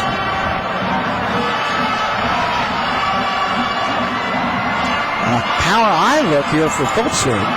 Hand off to Vandecruz straight forward, crosses the 40 to the 41-yard line. And Mick, if you watch Phillipsburg this year, he got a great running game. Gerald Vandecruz is hard to tackle. Dana Lee, 1,000-yard rusher. Both average of 8 yards per carry. A little bit of change of pace. Last couple of years, Bob Sten came out throwing the ball on the 1st down. This year comes down to power eye formation to utilize the running attack they have. Well, with 2,000-yard rushers, that's not a bad idea. 3rd and 1, football at the 42-yard line. Scores those under center. Hand off to Dana Lee. 1st down, and a little more as he crosses the 45 to the 47-yard line. On the tackle was Tyler Thomas. Every year we talk about who wins the game. It's determined on the front offensive line, defensive line. Who wins the battle up front usually wins this game. Phillipsburg's got a good offensive line, but they have a great running attack to try and get a power eye formation to be physical up front and establish the running game. That offensive front for the State Liners averages 216 pounds tackle to tackle. The defensive front for Easton averages 215. 1st and 10 at the 47. That time it was Vandecruz and DeJuan Lee clearing the way. This time DeJuan Lee goes in motion. Vandecruz straight forward up to the 50-yard line. And that's kind of a play out of the Steve Shippert offensive playbook. Just run the fullback straight forward. When you got a fullback like Gerald Vandecruz, you want to put the ball in his hand as often as possible, whether it's a fullback trap or a little dive off the guard. Gain of 3, 2nd and 7 with the football at the 50-yard line. If you would have told me that Phillipsburg would run the first 4 plays without putting it in the air, I would have said, nah. But they've done it. Well, Scores is going to throw the ball, but he's been out the last 2 weeks with a concussion, so your running attack is where you have to establish early. Scores will throw the ball tonight. Hand off here to Dana Lee. Hit hard, going nowhere. In on the tackle was Austin Brown, who came up and made the hit along with David Caldwell Jr. And Tyler Thomas also off the bottom of the pile for the Rovers. Easton has a stingy defense, limiting the opponents to 10 points per game. David Caldwell, it seems like he's been playing this game for the last decade. He had a great game a couple years ago, the 100th anniversary. Here he is today making a great play. He had 2 fumble recoveries this year. The senior, 5'11", 245. Here could be your first pass of the day. 3rd and 5 at the 49-yard line. Scorzo's under center, backs in the power eye, play action fake. Scorzo with time, being pressed out of the pocket, rolls, tucks it in, going to the sideline, and tackled out of bounds. Got maybe a yard on the play. Tyler Thomas again making the good hit for the Rovers. So Scorzo runs out of bounds, and it brings up a 4th down. They're going to call it 4th and 6 at the 49. Look at the 47. But they just responded. Well, good pursuit right there by Tyler Thomas to track down the quarterback. A great pursuit from this linebacker. Every time Scorzo runs the ball, you want to make sure he doesn't get hit too hard. Robert Howe to punt. Gets the kick away while Dixon calls for a fair catch, and Easton will have it 1st and 10 at the 14-yard line. We'll take a timeout, come right back. No score in the first quarter. Easton and Phillipsburg on the Sports Traditions Network. Portion of today's game being brought to you by Stokes Electric in Easton, where we are having our Quazel annual blowout sale. Check your local newspaper on all our special pricing. Our showroom is located at 3401 Northwood Avenue in Easton. Save now for the holidays. Do your Christmas shopping at Stokes Lighting Center and save money. Layaways and gift certificates available. Mention you saw our ad on TV and get free bulbs with your purchase. At Durning's Plumbing, we're proud of both Easton and Phillipsburg, two of the greatest high school football teams in the nation. Remember Durning's Fast Plumbing for all your plumbing needs, and we wish everyone a happy Thanksgiving. Open Air MRI of Allentown and Phillipsburg has proudly served the residents of the Lehigh Valley for over 12 years, providing open MRI, CAT scan, ultrasound, and X-ray services. Don't be fooled by others claiming to be an open MRI experience. Ours is truly open MRI. We specialize in accommodating claustrophobic as well as big and tall folks. We put the care back into healthcare. Ariana's Pizza Cafe is located at 224 Stockton Street in Phillipsburg in the old toy factory. We are the home of the $9.95 entree, side of pasta and house salad included. We serve authentic Italian cuisine.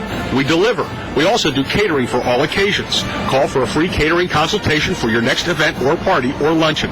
Look for discounts in our express times or treasure hunt ads. Dreaming of an endless summer? At Marblehead, summer's here all year.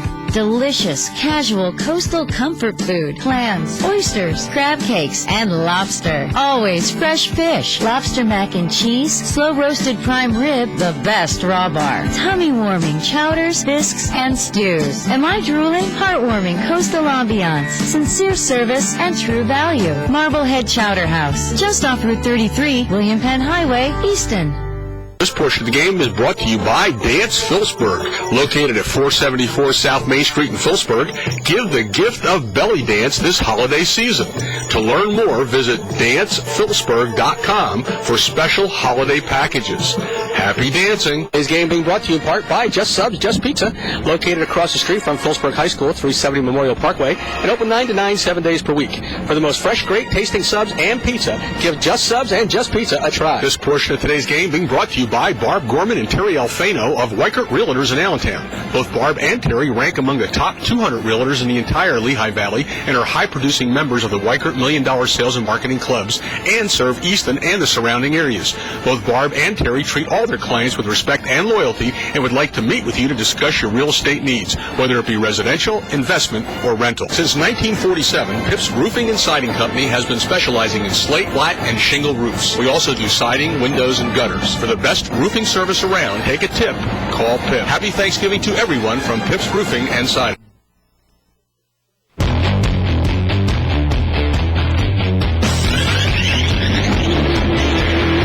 Welcome back. We are in the snow. Happy Thanksgiving. Looks a little bit more like Merry Christmas. But regardless, it is Easton and Phillipsburg on Thanksgiving Day on the Sports Traditions Network. 1st and 10. And the deep toss here goes to Middleton. And Middleton carries up to the 15-yard line. Let's give you the Easton Hospital starting lineup for the Easton Red Rovers. Justin Pacioli, Zach Banbury, and James Middleton who carry the ball with Tyler Hodges, Jonathan Bishey, Tyler Thomas, Connor Stone, Tyler Green, Dan Kovacs, Jeff Hall, and Justin Souders at the tight end position. So after the run by Middleton, it turns into 2nd and 7 with the football at the 16-yard line. Here is Zach Banbury, hit once, gets away, now goes forward to the 22 for a host of state liners are there to bring him down. Warren Hospital sponsoring the starting lineup defensively. Where carrying was our calling, and you see Sullivan, Carter, Vandecruz, Douglas, Williams, and Lee, along with McNerney, Howe, Dana Lee, Herman, and Diamond. First third down play of the day for the Rovers today. They come out and trips to the right side. 3rd and 6 at the 17. Pacioli back in the shotgun. Rolls, now steps up, has a lane to run, is hit at the 22, and is tackled post-haste. So it looks like they'll have to pump the football away. Let's go downstairs to Ryan Moser. Yeah, guys, down here on field level, it's kind of shocking, I guess, to you that Easton was running the ball so much earlier and Phillipsburg both.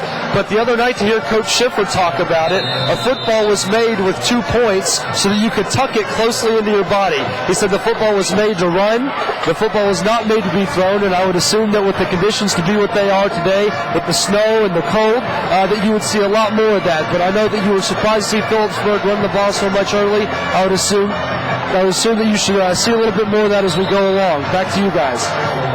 So we'll take a quick timeout and come right back on the Sports Traditions Network. Stay with us.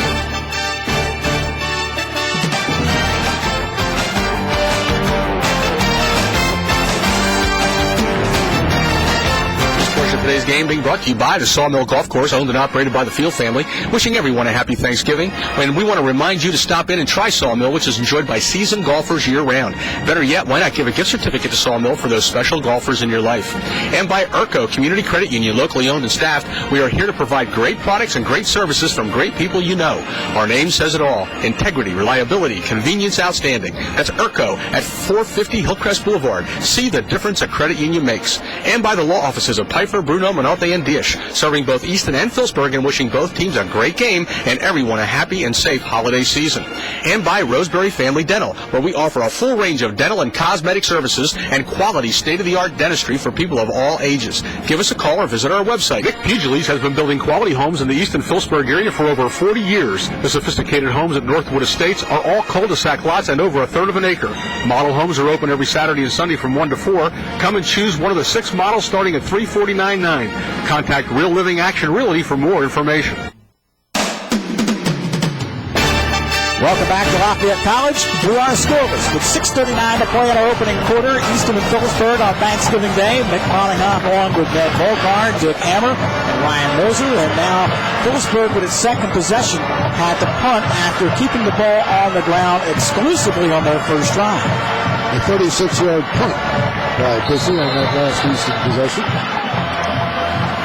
So we're looking at 1st and 10, Phillipsburg, football at the 45-yard line. Deep toss goes to Dana Lee, hit and going down at the 45, so no gain on the play. Looks like the field now starting to get a little bit of snow covering on it, Ned Volkar. I know you played in snow back in college. How difficult is it? I'd rather play in snow than in the rain.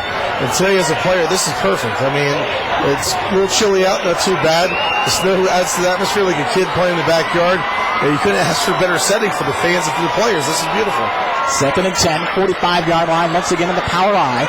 Handoff goes to Dana Lee. Tries to bounce outside and does. Crosses the 50 to the 48-yard line before Justin Pacioli and Jordan Frost-Dixon are in on the stop.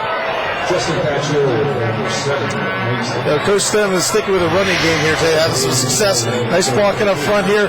Good lead blocks by Vander Cruz and DeJuan Lee. And Dana Lee gets a nice positive yardage upfield. 8-yard pickup for Dana. His best run so far today. 3rd and 2 at the 47. Dana Lee now with 5 carries, 17 yards. 3rd and 2 at the 47-yard line. And here is Lee once again. Goes across the 45 to the 43-yard line, and he'll have enough for a Phillipsburg first down. Number 2 in the afternoon for the State Liners. Bottom of the stack, Zach Banbury for the Raiders. So 1st and 10 Phillipsburg with the football spotted at the 44-yard line as the Liners continue to grind it out on the ground. Bob Stem, known for his passing offense, going in favor with the run so far today. They haven't put the ball in the air yet. But like you said, when you have a good offensive line, 2 great running backs, and Dana Lee and Joe Vander Cruz, why not run the football, especially when you're having success? Here's the handoff straight forward, and getting into the secondary is Gerald Vander Cruz all the way to the 35-yard line. He'll be about 3 yards shy of a first down. Gerald Vander Cruz had a good year last year as a junior, having 200-some yards. And you can see the intensity he has not only as a running back but as a nose guard. This year he has been a beast, averaging 10-plus yards per carry, and you got to put the ball in his hand often today. It takes more than an arm tackle to bring him down. You got to sandwich him. 1,147 yards for the senior. I'll tell you what, you stick your arm in there, you're going to break your arm. That's what's going to happen with this kid's running ball. Sets up a 2nd down and 2. Gain of 8 on the play. Football at the 35-yard line. Straight forward. Here is Dana Lee. Breaks one tackle. The ball is loose, and the State Liners fall on it. I believe that is Mike Boylan, the offensive lineman who fell on it. Now that Chris Chaffee, the center, gets back to it to cover up. Yeah, we always talk about the difference in big games like this, turnovers and penalties. And 2 losses this year Phillipsburg had against Central, Hunter Central, and against Piscataway. Dana Lee and Vanda Cruz both had fumbles that were recovered by the opponents. You have to control the ball. You have to protect the football. Ian Hayden coming up from the safety spot for Easton to put his hand on the ball and knock it loose. So after the fumble, recovered by Choppy, 4 minutes to go in the quarter. First and 10 at the 30-yard line, and just a Gerald Vandecruz handoff right here. Connor Mulrine made the first hit for the Rovers. Nice play by inside linebacker. Yeah, nice play by Connor Mulrine there, inside linebacker. Stepped up, made a big hit on Gerald Vandecruz. So gain of 1, second and 9 at the 29-yard line. Easton band with the all-weather gear on today, and yeah, they came prepared. They knew they were going to need it. Second and 9 at 29, 3:26 in the clock, moving in a scoreless first quarter.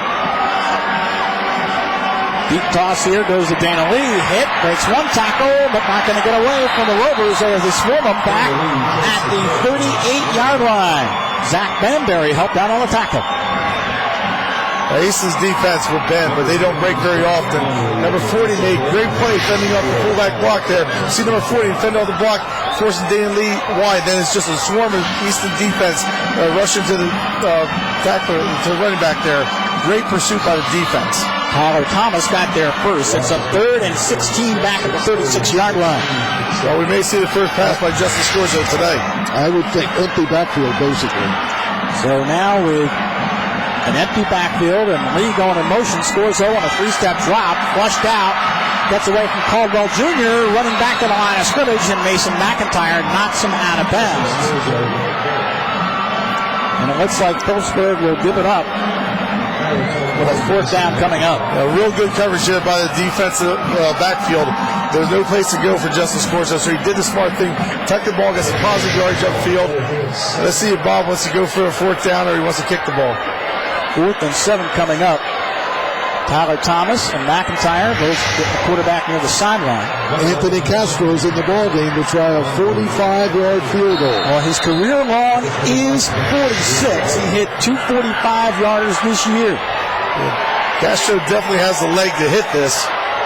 Consistency's been a key. Bad snap, it's loose, picked up by the kicker, and Castro will be dumped back at the 42-yard line. So a bad snap or a hold, and the field goal attempt goes awry. Our Warren Septic scoreboard sees Easton and Phillipsburg scoreless here with 2:23 to play in the first quarter. So what we talked about earlier, turnovers and big mistakes. You got to convert this. Kick the ball, get a chance to make it. That gives you no chance at all. Heads up play by Castro, pick the ball, protect the football. You can't have turnovers in crucial situations. Mike Diamond was the holder, but the snap was high out of the snap from Sahil Patel. Easton wants to throw the football on 1st down. They're looking for Tyler Hodges. A little contact by Dana Lee, but it falls incomplete. So it sets up a 2nd and 10. Pacioli throwing for the first time today. Wants to go deep and stretch the defense. Nice coverage by Dana Lee at the cornerback position. We'll see if Easton now can find its legs. Scoreless. This is their 2nd possession. They went 3 and out the last time they had the football. Got to be one of the few 3 and outs that Easton's had all season. Well, when you have offense like they do, and a quarterback like Justin Pacioli, not only can beat you with his arm, but definitely beat you with his legs. It's hard to defend this offense. You have to swarm to them. You have to gang tackle to be successful. Pacioli rolls to his right, under siege, now tucks it in and runs to the 43-yard line before Dana Lee got a hand on him and knocked him down along with Tom Vogels. That's what makes Pacioli so dangerous. He rolls out, doesn't find any open receivers. He tucks the ball, gets some strong yardage up the field. Justin can beat you as quickly with his legs as he can his arm, and then he shows you right there a big gain of 8 yards on the play. He had James Middleton down the left side, but he was fairly well covered, and Pacioli decided to run the ball, brings it out to the 43-yard line. 3rd and 3, football at the 43-yard line. Field's getting white. It sure is, but you can still read the numbers from up here. And in motion is Middleton. Banbury the lone setback. Pacioli tries to hand off straight through, and the Phillipsburg Stateliners swarm all over him. Gerald Vandecruz was there to meet him on the handoff. Great play. We've been talking about Gerald Vandecruz as a running back. He made his name last year as a nose guard. I told him before a game, your key today is to play great at nose guard. What a great play he had there in the offensive backfield. Well, actually called it a fumble, and Vogelis came up with a fumble recovery. So let's go downstairs to Ryan Moser. Ryan. I'm here with Tom Fisher, the athletic director at Phillipsburg High School. What does it mean to you today to be at a game like this? It's special for both communities. Every year we replay this game up here, and 16,000 people come, and both communities are entrenched in the rivalry, and it's just one of the greatest days in both communities. I know that you went to Easton High School, but you've been the athletic director for what, 37 years at Phillipsburg? This is my 37th year, so yeah. I was a Red Rover, and then after I figured out when the place pays you, you better start rooting for them. So that makes perfect sense. I've been 37 years. It's a great place, and both communities are great places, and this just enhances, we have something very special here. Now, how is the rivalry different from when you were in high school, and how is it the same? Well, believe it or not, it's not much different other than the intensity just keeps building and the more and more pressure that these kids are under. And it's the same because both communities embrace it. Well, it's great. It's an unbelievable scene here today, and we're glad that you had us here. Thank you. Thank you very much. We're glad to have you. Happy Thanksgiving. Well, we have offensive movement on the front line. That is Eric Opitz. Eric was a little anxious to hit somebody. I think so. He misread the count by about 2 beats, and it was a running play for sure because he was moving downfield. Eric is a little bit ahead of the count there. You know, the senior left tackle is playing with a tore MCL, his left knee, the last 2 games. He's a big kid. They like to run off the left side behind Eric Opitz. He's just got to hold his count a little bit there. So they'll set up a 2nd and 12 at the 44-yard line. We got ourselves a snowstorm, folks. Absolutely. Close set for one of the few times today. 2-step drop. They're looking for Robert Howe. High throw, incomplete. Defending on the play was Isaac Knighton for the Easton Red Rovers. Set up a 3rd and 12 at the 44. Another passing situation for Scorzo. Justin has a nice arm. He missed the last week, a game and a half with a concussion. He's back today. He threw a nice ball there, a little bit high, but Justin makes his offense go. He can scramble when he has to. He's a very heavy quarterback. He has a very good arm. He can throw the ball downfield nicely, has good accuracy. He has to have a big day today for Phillipsburg to win this game. 4 wides in the pattern.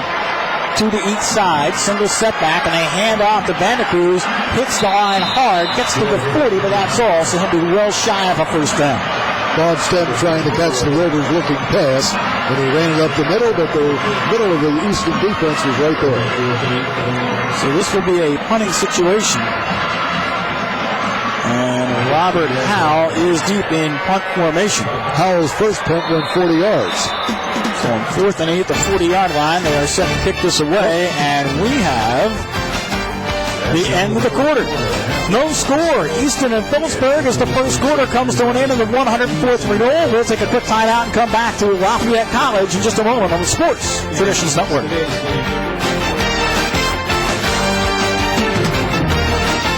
Professional chefs and home cooks love the speed and control of natural gas from UGI. Natural gas burners can be regulated instantly. There is no waiting for elements to heat up or cool down, and gas burners heat evenly with no hot spots. When you can see and adjust the flame, there is no guessing, so you can saute or stir fry like the pros. And with new Quick Connect technology, you can make great meals just about anywhere. Natural gas from UGI also offers a menu of comforts, like affordable warmth without the worry, and instant hot water that lasts, automatic atmosphere with the push of a button, or without even lifting a finger, faster drying that's gentle on your clothes, and a little extra heat just where you need it, even convenient home fueling. Cooking is just the start of how clean, efficient natural gas makes your life more comfortable. Natural gas from UGI. Make it your first choice.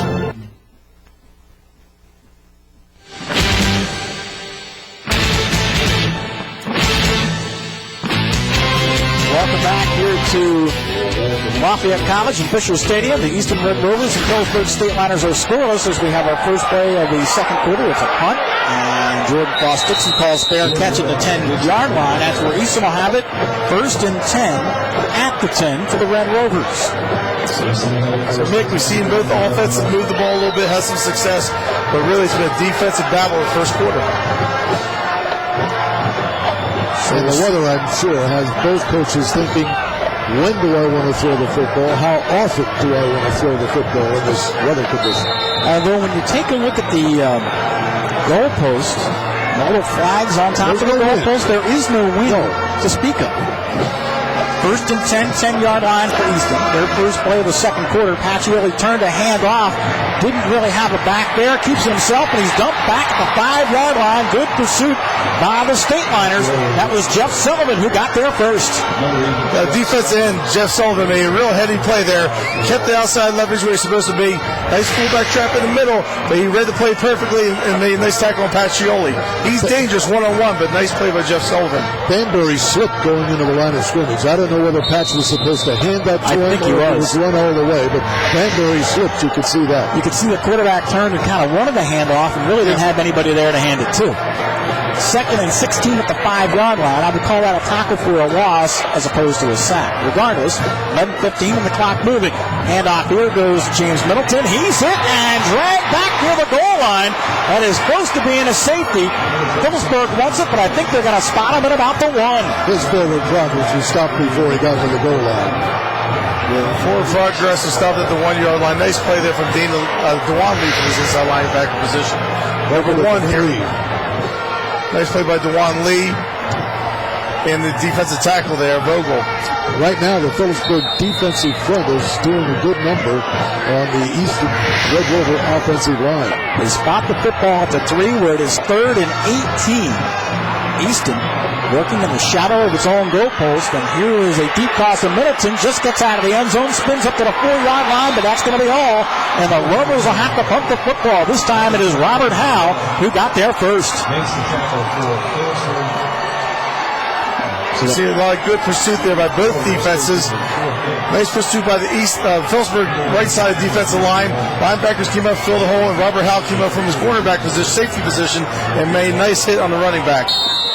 This sheet of punt standing about 10 yards deep in the end zone. He's all the way at the back line. He cleared some snow there, so he has a good footing. He almost stepped out. Here's the kick. Robert Howe will watch it. It bounces right up to him. He takes it at the 28-yard line, goes all the way to the 25 to 23 and out of bounds. Great field position for the Phillipsburg State Liners, and we come back. 9:30 to play in the first half, scoreless, but the State Liners are knocking on the door. Stay with us on the Sports Traditions Network. Experience the miracle of LASIK vision correction. At Lehigh Valley Center for Sight, located at 1739 Fairmont Street in Allentown, we want you to see the whole game in vivid detail. Doctors Trachtenberg, Ross, Moran, Grover, and Audier have over 75 years combined experience in specialty eye care, including the treatment of glaucoma, macular degeneration, and custom view LASIK, where Dr. Moran can tailor the LASIK procedure to your eyes. Call now at 610-398-2020 or check us out on the web at centerforsight.com. We are proud to be a supporter of this great tradition. At Malozzi Plumbing, we believe that your bathroom should be a source of relaxation, not stress. That's why we offer same-day service and a 24-hour emergency hotline. Our plumbers are prompt and professional and will assess your problem and give you a free estimate on the spot. And you don't have to worry about hidden charges because unlike our competitors, we guarantee our bid. So if you're having trouble with your plumbing, just call Malozzi Plumbing, where we make sure everything is just right. Welcome back. 9:40 to play in the first half. Scoreless. Phillipsburg and Easton. Thanksgiving Day, the 104th meeting. Easton has won the last 4 in the series. And right now, the State Liners have had the upper hand. And after a punt, Phillipsburg has the football deep in Easton territory. First and 10 to the 23. Let's go downstairs to Ryan Moser. Ryan.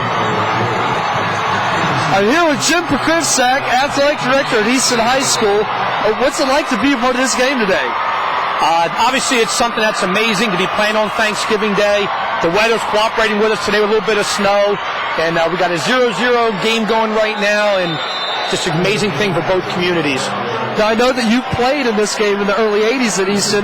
What's it like to be a player in the game and now be kind of the guy that helps make the magic happen as the athletic director? For me, it's an honor. At the Hall of Fame ceremony a little while ago, guy that was my former coach and athletic director was here also and part of this, and have him there. It's just special, and hopefully I can hand that torch maybe to one of the guys on the sideline today in a few years when I'm moving on. Well, I know that this is an unbelievable atmosphere. The snow delivers something perfect. Thanks for coming. Thanks for being here and letting us be a part of it, and happy Thanksgiving. You too. All right, take care. 2nd and 10 at the 23. Hand off straight forward. Vanda Cruz fighting for a yard, and maybe that's what he's going to get. That's about all. Right now, Bob Sten playing it close to the vest in case he doesn't get the first down. At least he's got the team in field goal position again. Easton's stepping up on defense here down the red zone, shutting down the fullback trap. Made a nice play last time by Austin Brown, the inside linebacker, played before this one here. They're tightening up the belt here as it gets down towards the red zone. Rushing yards, Phillipsburg 49-4. That's the edge for the State Liners. Here they're looking at a 3rd and 6 at the 19-yard line. Scorzo with backs in a pro set, play action, fake and rolls right. Scorzo is under pressure. Looks, throws, tip, incomplete. Fans want a flag, none thrown. Porcelli was the intended receiver, but it goes incomplete. Take a look at the coverage. Scorzo trying to buy time for himself here. Nice defensive play there by number 34, Austin Brown, from his inside linebacker position. Yep. Phillipsburg fans want to see a little interference there, but I think it's a great defensive play. Austin Brown was covering on the play. If there was contact, there was none called, so it's now looking at 4th and 6. Castro's not in the game. At the 19-yard line, and that means Easton's going to go at least for Phillipsburg at least for the first down.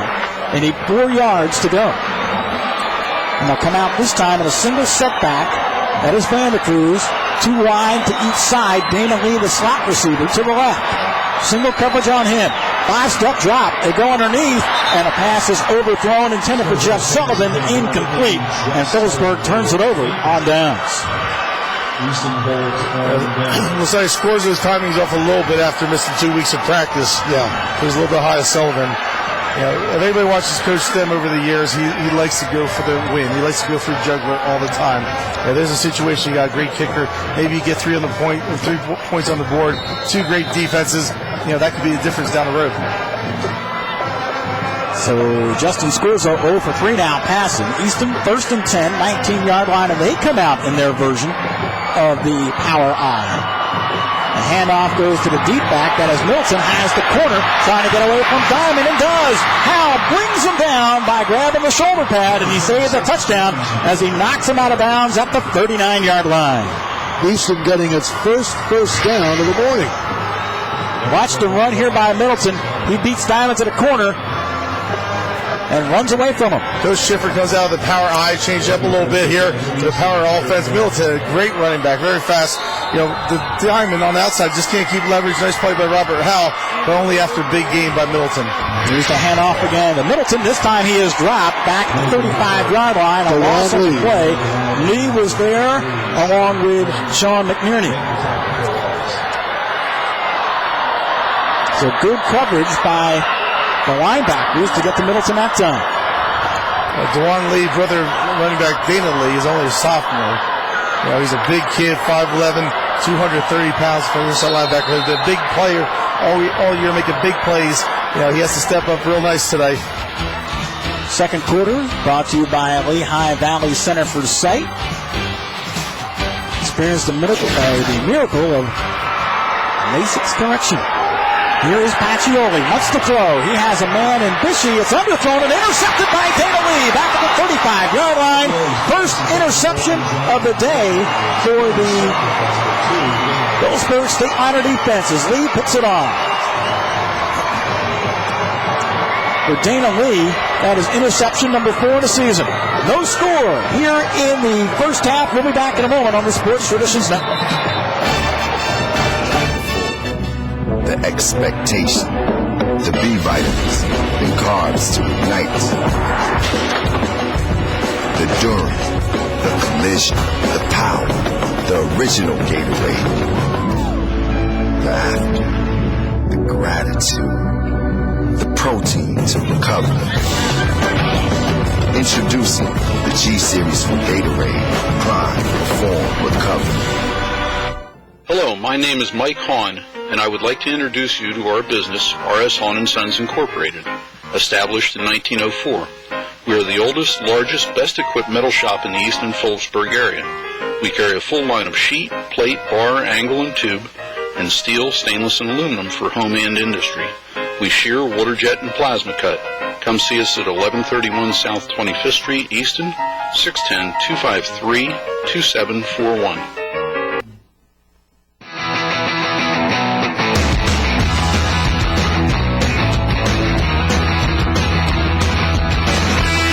Welcome back, scoreless. First half, Easton and Phillipsburg on Thanksgiving Day, and so far the Stateliners have won the battle of the turnovers. They've recovered a fumble, and now this interception by Dana Lee.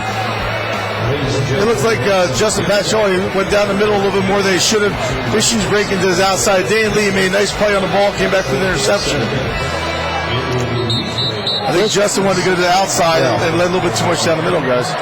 Both quarterbacks might have a little trouble gripping the ball today, too, with the way the ball's kind of flopping and it's not a good spot. And the ball might be a little wet and they've got a little difficulty, but there's no wind out there, which is a plus for throwing the ball.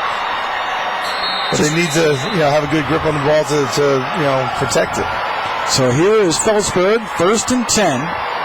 Football spotted at the 34-yard line in their own territory. And a handoff to Dana Lee, hit from behind on the line of scrimmage. And he might have gotten back to the line of scrimmage, but not before Connor Moline wrapped him up on the tackle. Just want to let fans know that the other night the ring banquet was aired on TV 60. There was a problem with some of the audio, and that was cut short as well. So that program will re-air on TV 60 on Friday at 5 p.m. and Saturday at 4 p.m. That's the ring banquet. Friday at 5 and Saturday at 4 on TV 60. So here we're looking at 2nd and 10, no gain on the play. Football at the 34-yard line. Scoreless second quarter, 6:22 to play. Spread the formation, but watch the Vandercruz up the middle. He's the lone setback. 3-step drop for Scorzo over the middle, complete to Dana Lee. First down and more to the 50-yard line. Knocked down by Jordan Frost-Dixon, but not before the Stateliners have a first down. Phillipsburg goes to 4 wideouts, and Dana Lee's in the slot formation. Just right up the seam inside the linebacker. Nice completion, headsy play by Chris Orzo. 18-yard pickup on the pass play to Dana Lee. So 1st and 10 at the 49-yard line. After the reception, clock just inside 6 minutes. 1 for 4 passing for 15 yards now for Scorzo, his first completion of the day. Hands off here to Vandecruz. 1 top yard. 4 white shirts are on him, and he's finally thrust backward. Jeff Hall in on the tackle, along with Jordan Frost-Dixon. So no gain on the play. 2nd and, well, they gave him. They called 2nd and 9 at the 48. 5.5 to go here in the first half. The Easton front 7 defensive line linebackers. A little bit tougher on the run up front. Phillipsburg not getting the easy yardage he did in the first quarter. I wonder what's going through the mind of Steve Schiffert right now. We have, looks like an official timeout for equipment. This will be very short. Although the clock did tick off a second. Yeah. Once again, we'll let you know that Bob Andrews is our referee today. Ozzie Berner is the umpire. Dave Hemmerly, the line judge. The back judge is Joe DiOrio, and Mark Berner is the line judge. There's our official 80 crew. There's that spread formation again for the Stateliners. 2nd and 9 at the 48-yard line. Scorzo with a single setback. 3-step drop. Wants to throw. Has time. Airs it out. Looking for Robert Howe. Almost intercepted. He hung it up there. Isaac Knighton had the ball in his hands and dropped it. Isaac Knighton bidding for his 3rd interception of the season. And they couldn't have handed it to him any better, but he couldn't hold on. Nice play by Isaac Knight, and Justin Scores laid up there a little bit too long, and Isaac Knight made a nice break on the ball, had the pick in his hand, and you want crucial plays like that, you need the turnover, you need to make good plays. Howard was running wide open when Knighton came across from the near sideline. And Scores just hung it up there a little bit too long, and Knighton made a nice play.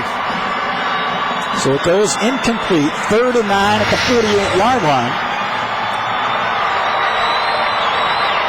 An almost empty backfield as Squirzo wants to throw, complete to O'Leary, hit and going down just over the line of scrimmage. He's brought down at about the 48-yard line, and that's going to be all. No gain on the play. So it's a punting situation here for the State Liners. The Liners set up that slip screen really nicely, but number 3 there, Zach Banbury, made a nice play on the middle. O'Leary just had to cut up, or Howell just had to cut up the middle a little bit more. Instead, he went across the field and ran right to number 3. Howell set the punt away. Jordan Cross-Dixon is deep. Here is the kick. We have a whistle before the kick, so let's just hold on. Flag down at the line of scrimmage. I believe they're saying false start State Liners. Yep. Here, Dick Hammer with the first call of the day, calling the offense in motion. They're wiggling. Going to set up a 4th and 13. So spot it back at the 48 and re-kick. It may take a break of some sort to get a win today. The way this game is going right now, it's all defense. This punt return is sponsored by Erco Credit Union. Here's the kick. Cross-Dixon, deep, makes the catch, and breaks 2 tackles before he's finally brought down by Nick Purcelli. We'll take a timeout. Scoreless, 3:54 to play in the first half. Easton of Peaburg on the Sports Traditions Network. Everything's the same here at ABE Car Care Centers.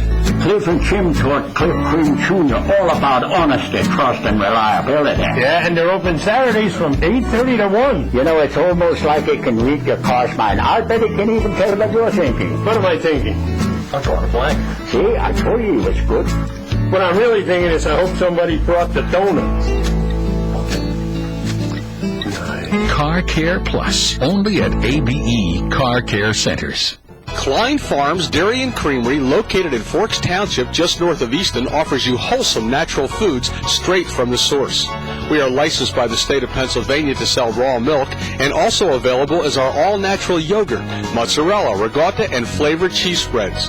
Check out our large assortment of artisanal cheeses, including cheddar, Colby, and Gouda. We also carry beef, eggs, and local honey. So buy fresh, buy local. Stop by Klein Farms Dairy and Creamery today. Let's go back to 2009. Red Rovers trailing 3-0, but in the second quarter, Karan Hughes scoring on a 15-yard run, had 100 yards on the day. Quarterback Justin Pacioli had a 15-yard run before halftime, ran for 82 yards, passed for another 147. Jonathan Bishop had a touchdown catch. Dana Lee led all rushers with 127 yards, but not enough. Last year, Easton defeated Phillipsburg 26-10. This year, here at Fisher Stadium, it is scoreless with 3:54 to play in our first half. Easton with the football, 1st and 10 at the 20-yard line. Back to the pro set against the 5-man front of the State Liners. Play action fake. Pacioli throws. Overthrew Jonathan Bishop. Tried a one-hand catch, incomplete. And now I was going to say at the 40-yard line, but it's the 30. It's getting hard to tell. Well, it's tough to see the numbers out there. And I hear the forecast says the snow will remain in the area for a while. If I'm playing this game, I want it to snow and not to rain, so that's a good sign. 2nd and 10 at the 20-yard line. After the incomplete pass, Tyler Hodges goes in motion. Handoff goes straight forward. I believe that is Middleton. And he is up to the 25-yard line for James Middleton. So a nice 5-yard run right there. Sets up a 3rd down and 5. Tackle made by Sean McNerney.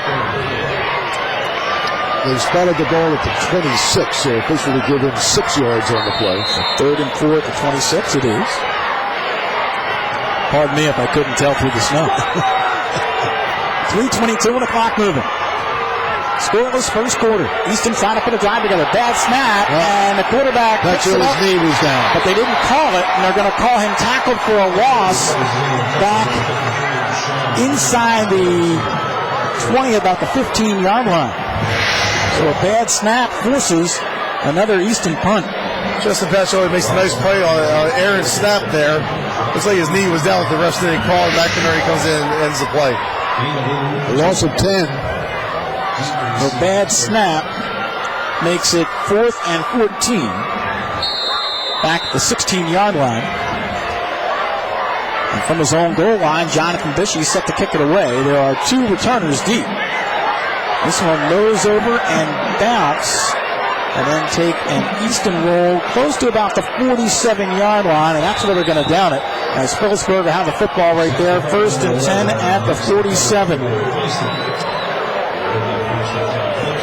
Well, we talk about this Thanksgiving Day rivalry, and you'll see that some of the records about Juan Gaddy, 314 yards.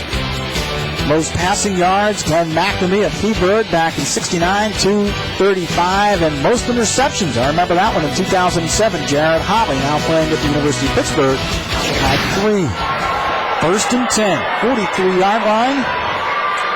And Phillipsburg getting the football to Dana Lee, trying to bounce outside, has running room, still going, and has a first down, runs for about 15 yards on the play. Nick, what makes that play work is the offensive lineman getting out there, picking up the linebackers, picking up the defensive back, making good blocks, and Dan Lee just picked and chose his way. You know, he's not the fastest guy, but he's very shifty, getting up the field nicely. 5 first downs now for the State Liners. So the football spotted at the 28-yard line. 1st and 10 after the run by Dana Lee. Here's Van der Cruz. Hits the hole hard, going forward. 1 tough yard, and that's going to be all.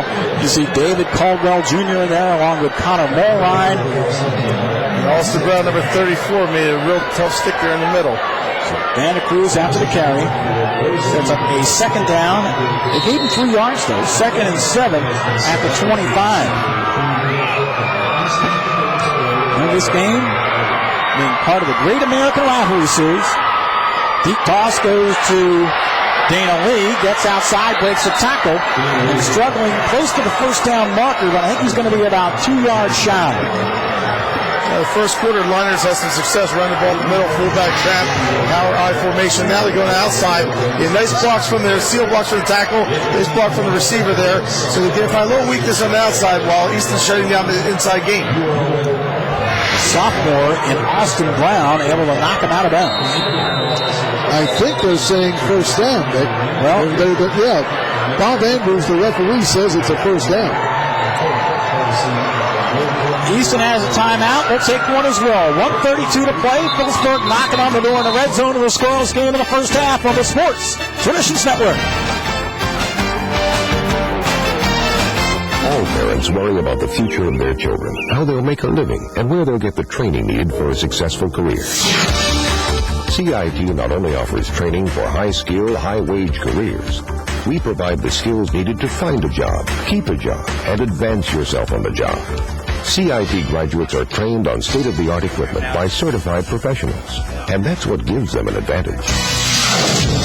The CIT advantage. Call today.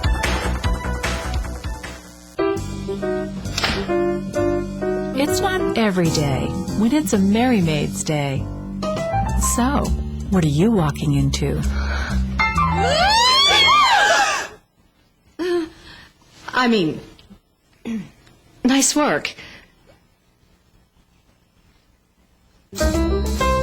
Call Merry Maids, then relax. It's done.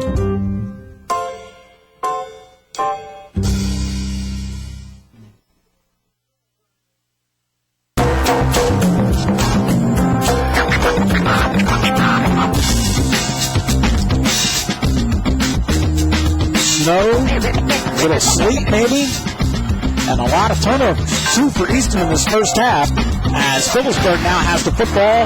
1st and 10 at the 18-yard line, and not much happening on that play right there as they try to stay on the ground and go forward to Dana Lee. Bundle up, grab your cookies, and get ready for halftime. We'll see if the Phillipsburg Stateliners can punch one in before we get to the intermission. Dana lost a yard. Once again, we are scoreless. Nice defensive play there by Lawan Ross, number 52, getting penetration in the backfield. You say 2nd and 10 at the 18. Here is Vandecruz straight forward.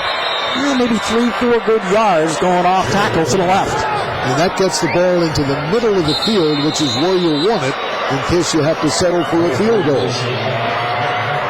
And it looks like we may have a timeout, so we'll take one as well. 55 seconds to play in our first half. Scoreless, but Peaburg knocking on the door. 3rd and 6 at the 14 when we come back. The region's best online source for all the sports action. LehighValleyLive.com. If you need to know what's happened at the big game, visit Lehigh Valley Live. Videos, photos, stats, and commentary.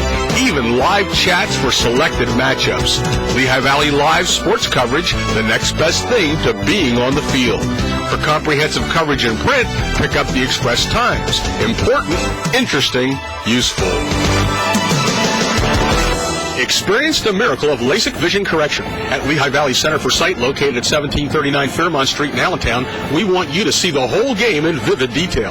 Doctors Trachtenberg, Ross, Moran, Grover, and Audier have over 75 years combined experience in specialty eye care, including the treatment of glaucoma, macular degeneration, and custom view LASIK, where Dr. Moran can tailor the LASIK procedure to your eyes.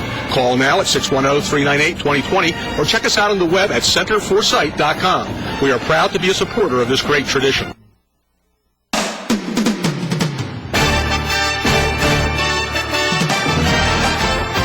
Welcome back. 3rd and 6 at the 18-yard line for Phillipsburg. Handoff to Annalise, straight forward, maybe a yard, but keeping it in the middle of the field. And that will set up a 4th down and call it 5 at about the 17-yard line. And that means we will see Anthony Castro coming on to attempt the field goal. Now, earlier today, they tried a field goal from 45 yards, but the snap was high, and the kick never got off. So we'll see if they can knock one in here. The football is on, they say, the 13-yard line. 30-yard field goal. The ball's at the 20. All right, it'll be a 30-yard attempt. And Mike Diamond, the holder, wants a timeout. They're running the clock down to, they're going to run the clock down to 0 on the play clock and then signal the timeout. So they're playing for the last play of the first half, and that way Easton would not have a chance to do anything after this ball is kicked. So we'll5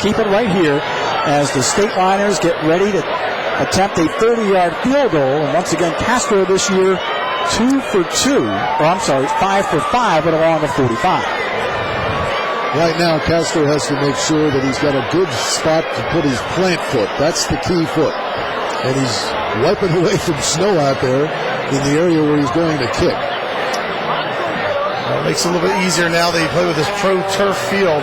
Better than the old grass and better than the old AstroTurf they had. It should be like an ice skating rink in the old days. This gives a little bit more traction out there. A win today would be a 9-3 end of the season for the Stateliners. Only 2 blemishes. One was to Hunterdon Central just by a few points, 28-25, and then they lost with Scorzo on the bench with the concussion last week at Piscataway, 28-21. Piscataway, a very physical team. It was a very physical football game for the Stateliners. And they're involved in one here today. 4 seconds to play in the first half. Trying to take the lead as Castro will attempt what will be a 30-yard field goal. The big thing now, you'll need a good snap from center and a good hold for Castro to get her foot into it. So here we go. Once again, Sahil Patel is the snapper. Mike Diamond is the holder for Anthony Castro. The football dead center in the middle of the field. 4th and 5, 13-yard line. Trying to take the lead. What is a 30-yard field goal attempt, and they're going to fake it. Diamond is up. He throws. Didn't get anything on it. He was under siege as it was Mason McIntyre who was all over him, and the play goes awry as the first half comes to an end. So Easton doing a great job of getting all over the holder. Mike Diamond, Mason McIntyre saves the day, and we are scoreless at the end of the first half with Easton and Phillipsburg in this 104th renewal of the #1 high school football rivalry in the country. Stay with us. Our halftime festivities coming up on the Sports Traditions Network.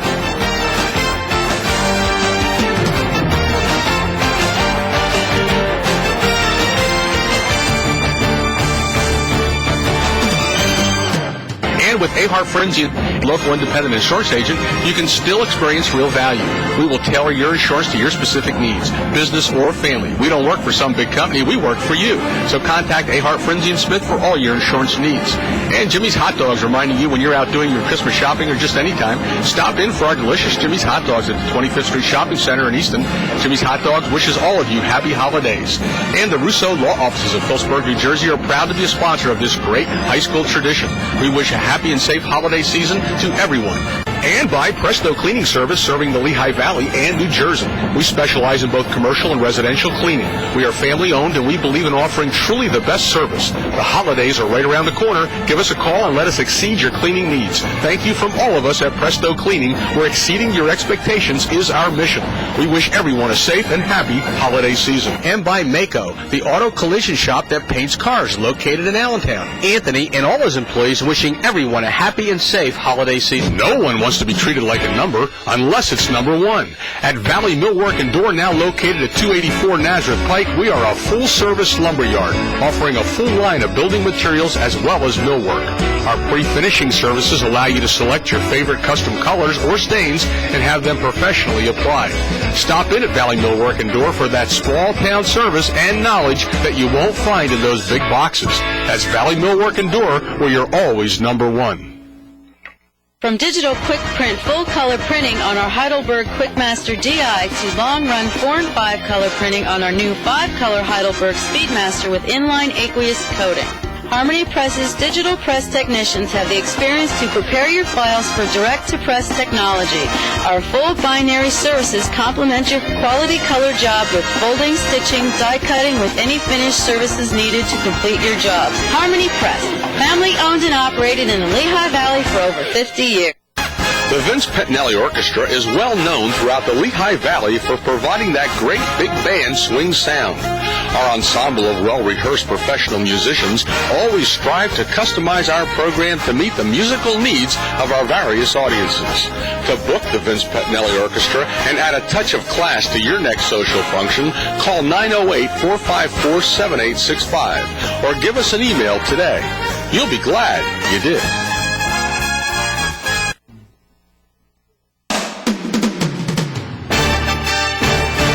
Welcome back. We're at halftime.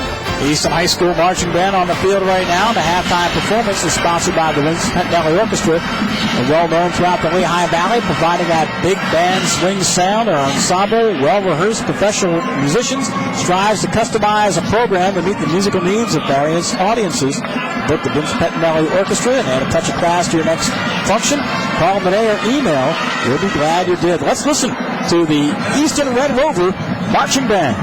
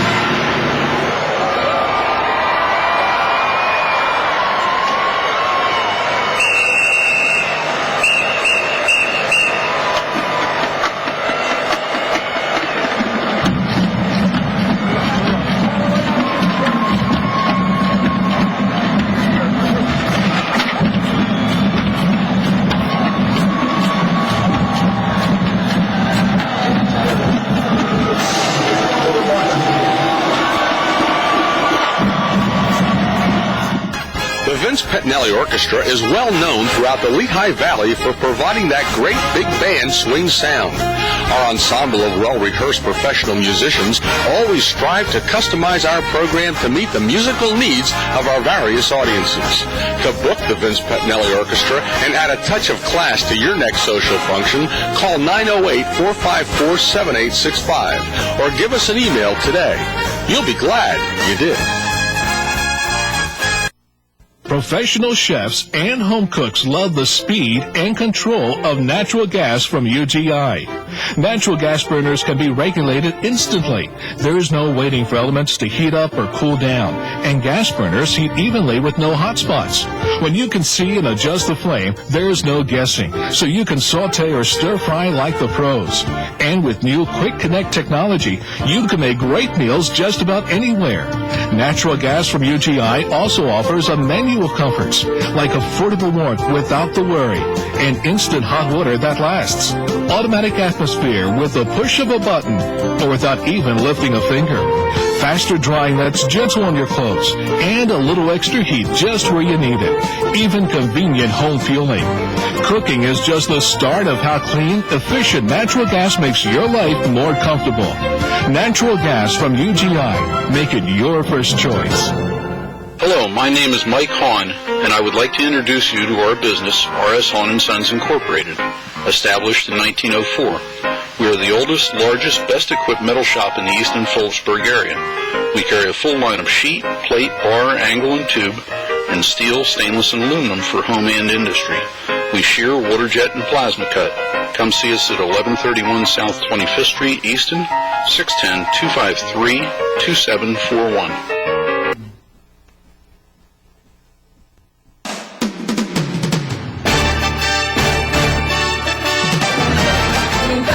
Welcome back on halftime. Scoreless, Easton and Phillipsburg. And now for our continuing halftime entertainment, here's the Phillipsburg Stateliner Marching Band.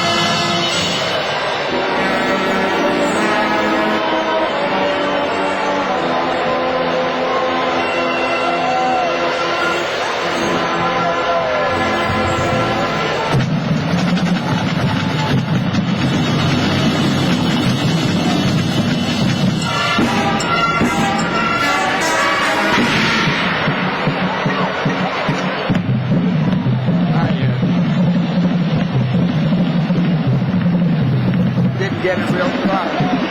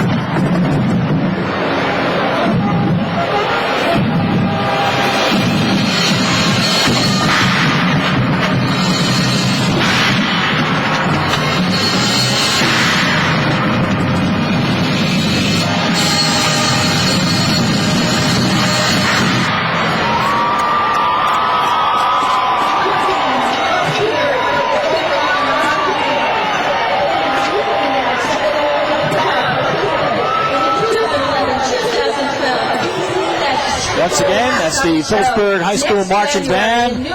Halftime festivities sponsored by the Vince Pettinelli Orchestra, well known throughout the Lehigh Valley, providing that big band and swing sound or ensemble of musicians strives to customize their program to meet the musical needs of various audiences. To book the Vince Pettinelli Orchestra and add a touch of class to your next function, call them today or send an email. We'll be glad you did. Once again, we're at halftime, scoreless. Easton and Phillipsburg on Thanksgiving Day, the 104th renewal. We'll come back and take a look at some of the highlights of the first half and also our stats as we continue on the Sports Traditions Network. Stay with us. I took my Camaro to Mako for an awesome paint job. Mako expertly repaired my BMW too. And, believe it or not, my insurance agent recommended them. I was back in my car in no time. That's why I choose Mako for paint. And collision. But if you need paint now, you need Mako now. Take advantage of Mako's Black Friday prices all week. Save on paint, bodywork, collision repair, pinstripes, and much more. Act now and save 10 to 50%. This sale absolutely ends 5 p.m. Friday and may never happen again. Whatever your better get Mako. I'm impressed by Easton's door-to-balloon time. That's the time between a heart attack patient's arrival and the insertion of a balloon catheter to free up the disease in the blood vessel. We're faster than the national average. We are always working to make our cardiac care better. We cover everything cardiac. We offer a accredited chest pain center. It means better care for my patients. For my patients and my patients. Better health care starts here. We know your reasons for wanting a pool. Let us show you what we can do with it. Barry Bartakovitz Custom Pools, the Lehigh Valley's award-winning pool designer and owner of B&B Pools Incorporated, offers a full range of pool services. From the beginning design through construction, maintenance, and beyond, we provide everything you need to create that perfect backyard oasis. Barry Bartakovitz Custom Pools and B&B Pools Incorporated, a winning combination.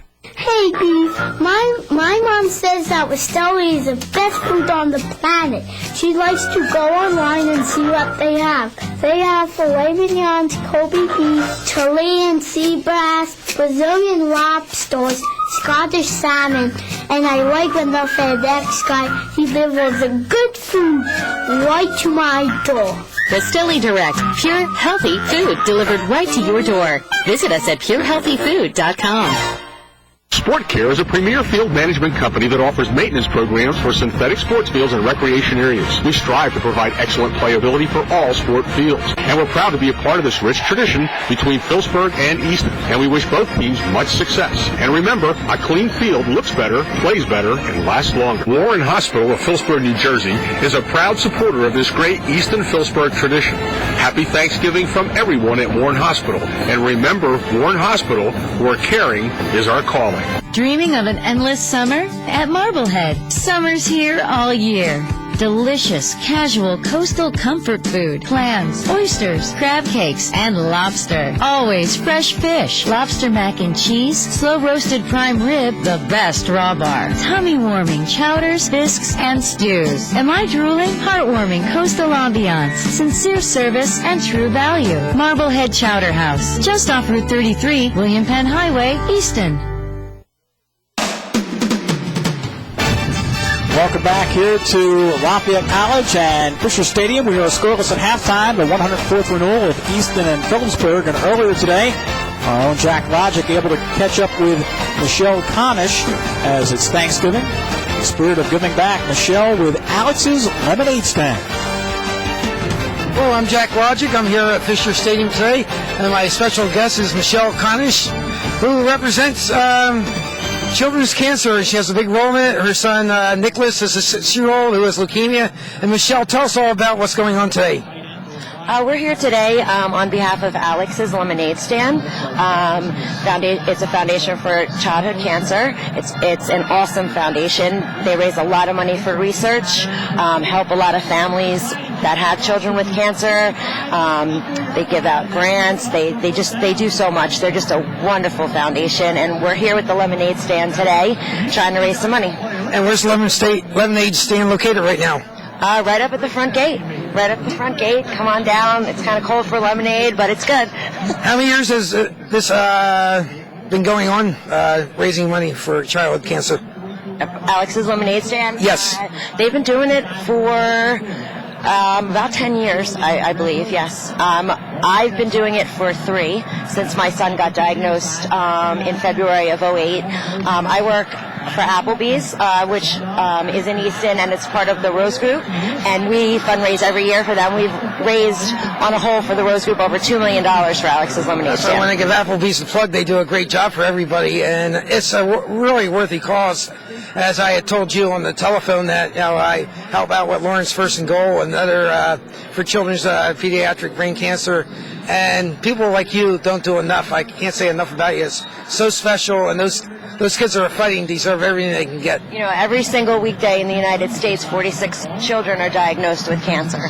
That's too high of a number, and we need more funds raised. The more funds that are raised, the more money that can be put to research, not only for cures, but for better treatments, less toxic treatments for these kids. One last question. How can they get in touch with you? Can they go on the internet, or what's the way to do it? You can go right to www.alexslemonadestand.org, read up about the foundation. They're just incredible. Their daughter, Alex, was just such an inspiration. She's a legacy, and that foundation has grown so much, and they're just incredible people. Michelle Conish, have a happy Thanksgiving, and enjoy it with your son and your family. I will. Thank you. Thanks again. That was Michelle Conish, and back to you guys upstairs.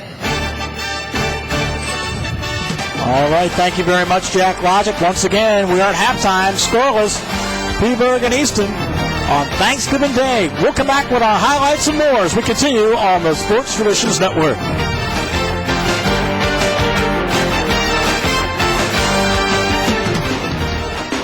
Hi, Bob Heimbecker, General Manager, Altronic Security Systems, the #1 name in the Lehigh Valley for security systems, protecting our homeland since 1959. Contact us at altronics.com or 610-868-8000. And remember, Altronics is a GE Security Pro authorized dealer.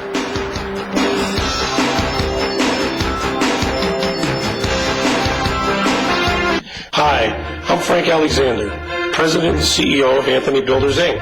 Located just off Route 33 and 512 in Plainfield Township, Wingate, PA, sits Jansen Woods, complete with municipal water, sewer, and gas, the 7 remaining wooded lots ranging in size from 3/4 of an acre to 1.87 acres. Call and ask for Donna Rose or Frank Alexander, or visit our website for more information and directions to our furnished model home, open Sundays from 1 to 4 p.m.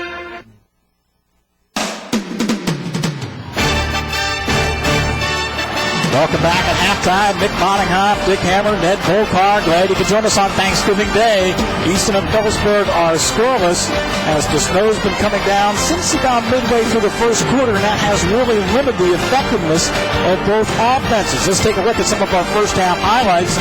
You'll see that we talked about the passing games. Well, early the quarterbacks really tried to establish the ground games, Ned. Pacioli with a run here. Yeah, I mean, both those quarterbacks run excellent.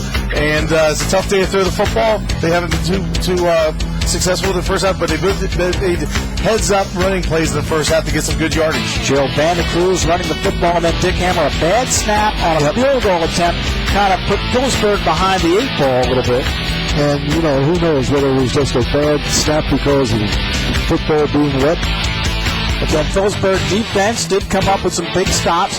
Pacioli did hand off to Middleton. Dana Lee keeping Easton penned in their own end zone as the second quarter was underway, but then Middleton started to show a little bit of life and get the Red Rovers going, but then Dana Lee comes up big with an interception, Ned. Yeah, both teams defensively well. Phillipsburg had a great defensive first half. Easton had one big play. Phillipsburg had more positive yardage on offense. They moved the ball down the field, and then for the field goal at the end of the day, at the end of the first half, they run a fake instead. A nice pick there almost by Middleton. Almost picked it off. Dana Lee getting Phillipsburg in field goal range as the first half came to a close, but then 2 looks here at a fake field goal attempt. Yeah, Coach Stem likes to run that fake field goal often. I think, me personally, you kick the field goal, 3 points could be a difference in a day like this. We'll try and kick the field goal anyway, and go from there. But, again, we're not the coaches. We're up here looking. And we haven't won 200-plus games like Coach Stem has. Well, we'll take a quick timeout and then come back with a look at our first half stats and the second half as we continue here at Fisher Stadium. Easton and Phillipsburg are scoreless in the 104th renewal on the Sports Traditions Network. By the Colonial Pizza and Spaghetti House of Easton. Stop by to see our newly renovated upstairs dining room and downstairs pub and enjoy our famous upside-down pizza and great salads, too.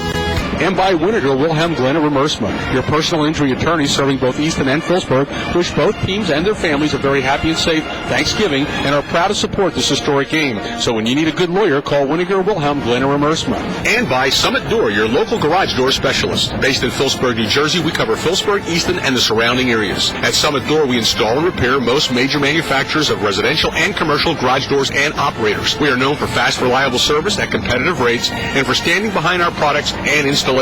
Call Summit Door today, your garage door specialist. And by attorney Christopher Troxel with our offices located at 370 Purcell Street in Phillipsburg. We're proud to be a supporter of this great tradition between Phillipsburg and Easton. Go Liners. Buying or selling your home? It's got to be real. Call Real Living Action Realty. Eileen and Dick Cow, Tara Simonik, Linda Minnick, Jennifer Hafer, Pat Sportelli, Donna Apgar, Angela Sartino all wish everyone a happy and safe holiday season. And remember, when you're ready for real action, call Real Living Action Realty.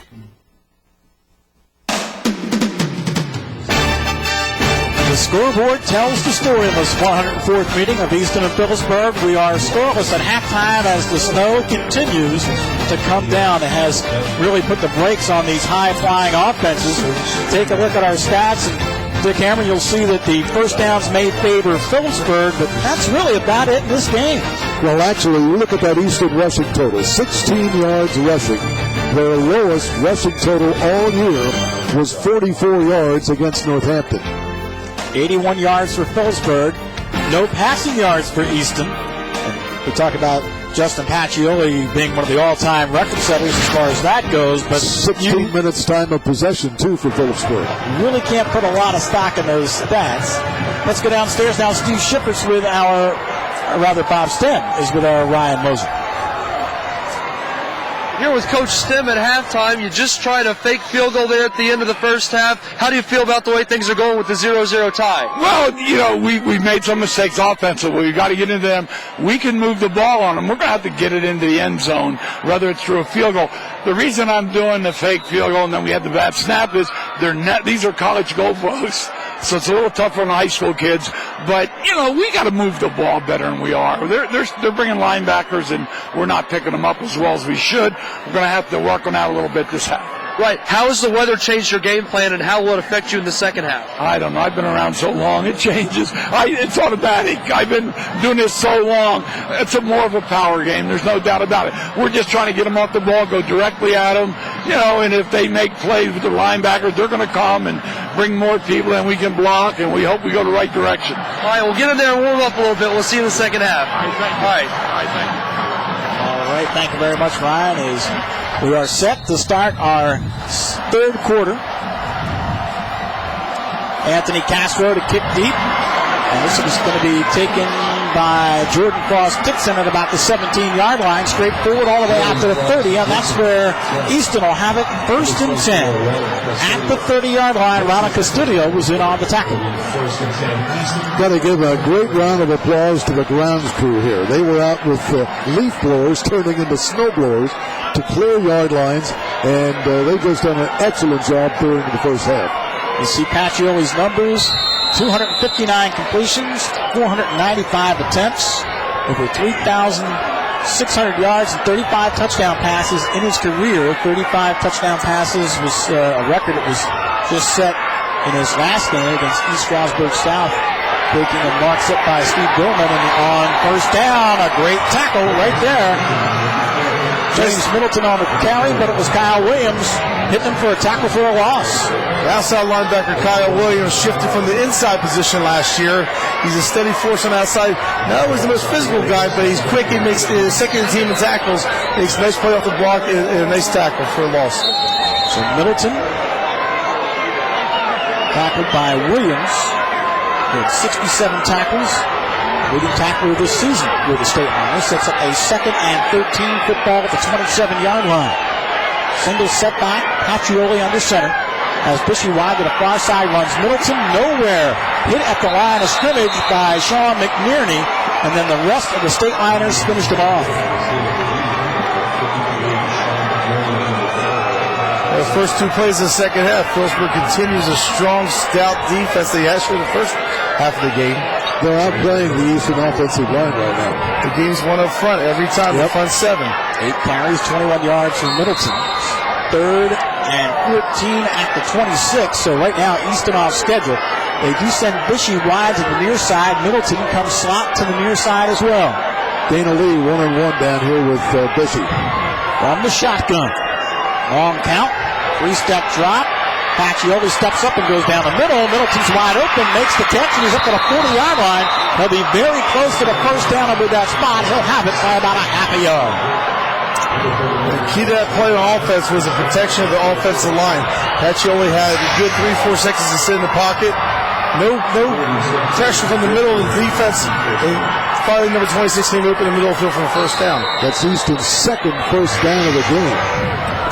And for the quarterback, Pacioli, that is his first completion to go along with 1 interception today. 15-yard pickup. 1st and 10, 41-yard line. 10 minutes on the clock here in quarter number 3. From the power eye, this time handoff to Middleton, hit by DeJuan Lee and going down back at the 35-yard line on the tackle for a loss. Nobody blocked DeJuan Lee. He was through right away. DeJuan Lee makes a great read from the inside linebacker position. No one picks him up and makes a big tackle in the backfield. Only a sophomore, he's been making big plays all year for Phillipsburg. You could see last year that he was going to be a pretty good football player for Phillipsburg. Oh, he's a heck of a player. He's a big kid and he can hit. He's good in the backfield also. They don't really need him back here, but as a defensive leader, he definitely sets the tempo for the liners. Hodges wide to the near side on 2nd and 13 from the 38-yard line for Easton. Now Middleton comes in motion to the near side as well. Single coverage on him. Pacioli hands off to Banbury. Nothing doing. Hit up the line and going down. Bandit Cruz and DeJuan Lee were there to greet him.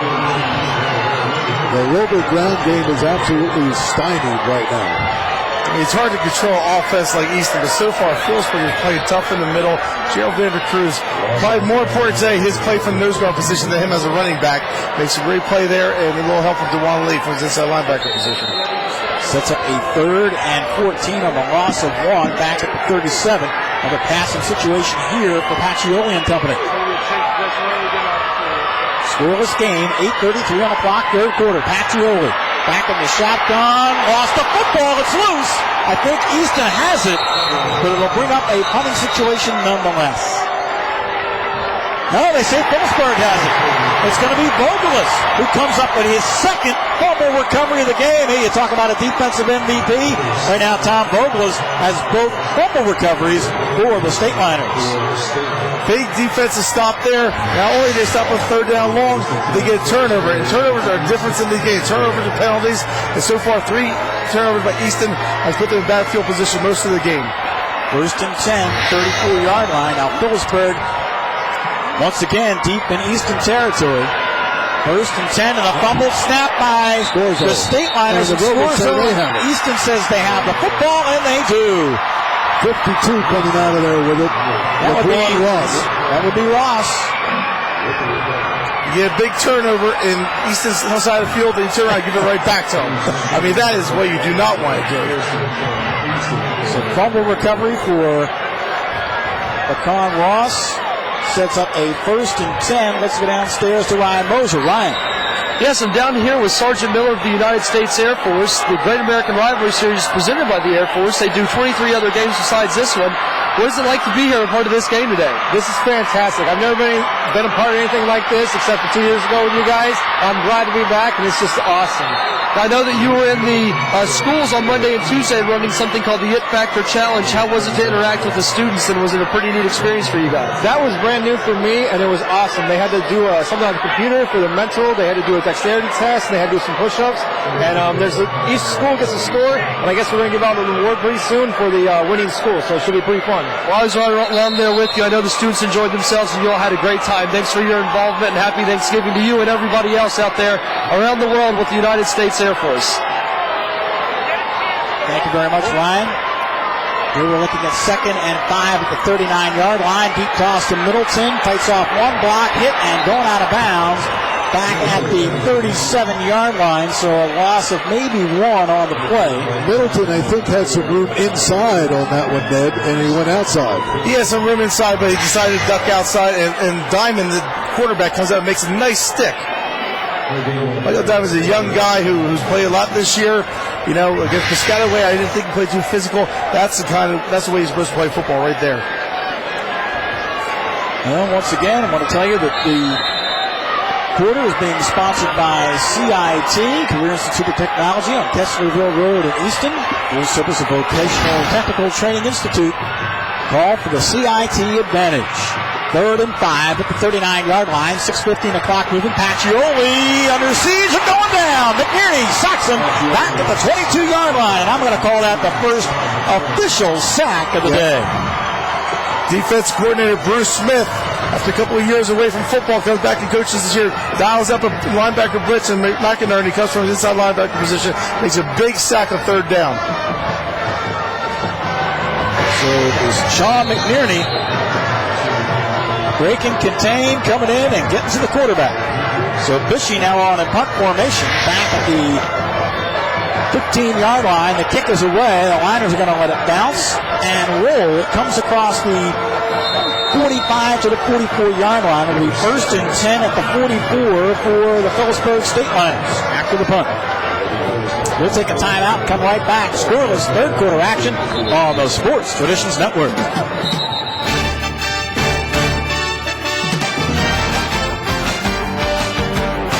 Lessig Oil and Propane, wishing everyone a happy Thanksgiving. Remember us for all your oil and propane needs. Good luck to both teams. And by Plum Tech Services, located at 690A South Main Street in Phillipsburg, and offering 24-hour emergency service for all your plumbing, heating, cooling, and drain cleaning needs. We offer complete financing on heating systems with up to $3,000 federal tax credit. And by Co-Insurance. Happy Thanksgiving from Robin and everyone at Co-Insurance, located at 344 South Main Street in Phillipsburg.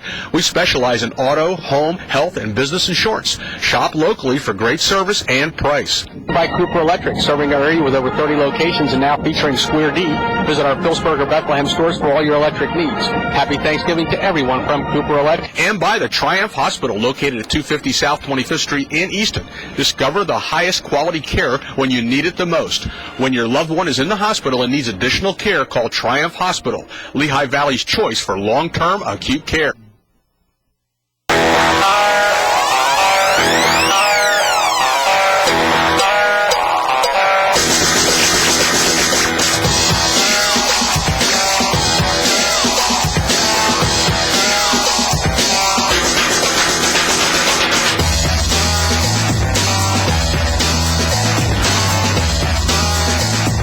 strike up the band and get your turkey ready. Not quite yet, though. 6:05 to play in the third quarter of a scoreless game.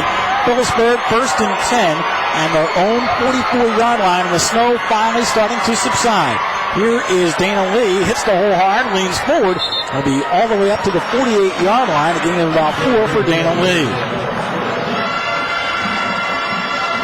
Phillipsburg's had great field position most of this game so far, thanks to a stout defense.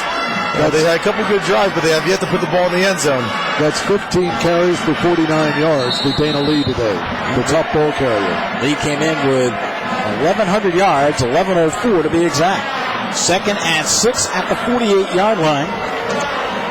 See if the Liners now can sustain a drive. They had one field goal attempt that was botched, and we got movement on the offensive line. This will be a 5-yard penalty. Eric Opitz just moved a little bit in his stance. Second false start of the day against the State Liners. Incidentally, Bud Fisher, who is the father of Tom Fisher, the athletic director at Phillipsburg High School, is the oldest living player remaining from the Easton Phillipsburg series, a live player. Wow. He's also attending his 87th football game today. Congratulations to Bud. It's just one of the many stories. I met Ray Roberts, 68th consecutive game. He was here the other day saying he couldn't wait till kickoff today. He's from Easton. Played back in 51 for the Rovers.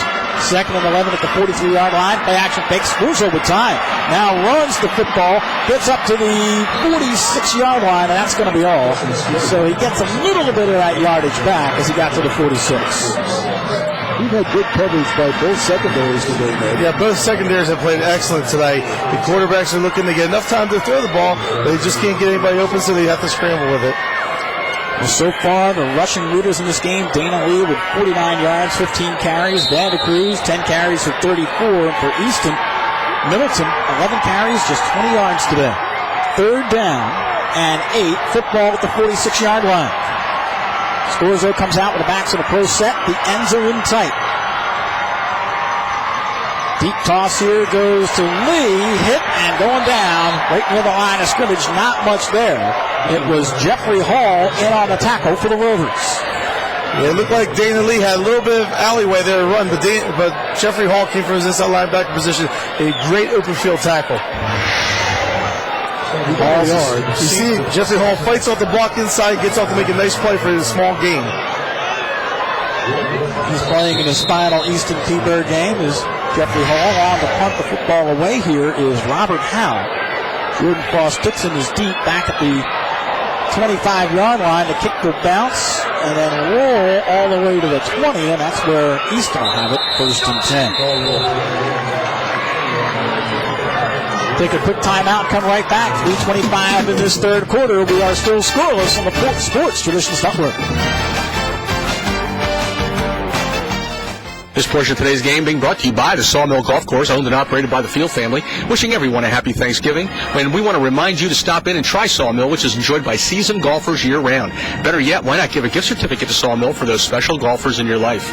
And by ERCO Community Credit Union, locally owned and staffed. We are here to provide great products and great services from great people you know. Our name says it all. Integrity, reliability, convenience, outstanding. That's ERCO at 450 Hillcrest Boulevard. See the difference a credit union makes. And by the law offices of Piper, Bruno, Minolte, and Dish, serving both Easton and Phillipsburg and wishing both teams a great game and everyone a happy and safe holiday season. And by Roseberry Family Dental, where we offer a full range of dental and cosmetic services and quality state-of-the-art dentistry for people of all ages. Give us a call or visit our website. Nick Pugilis has been building quality homes in the Easton Phillipsburg area for over 40 years. The sophisticated homes at Northwood Estates are all cul-de-sac lots and over 1/3 of an acre.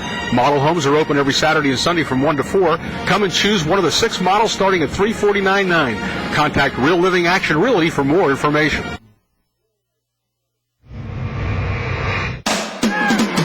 We've seen the Easton Red Rover defense and the Phillipsburg defense be very stingy. State Liners doing a great job of corralling Middleton. And the Liners coming up with 2 fumble recoveries today by Tom Vogelis. And a sack by Sean McNearney. And now the Easton Red Rovers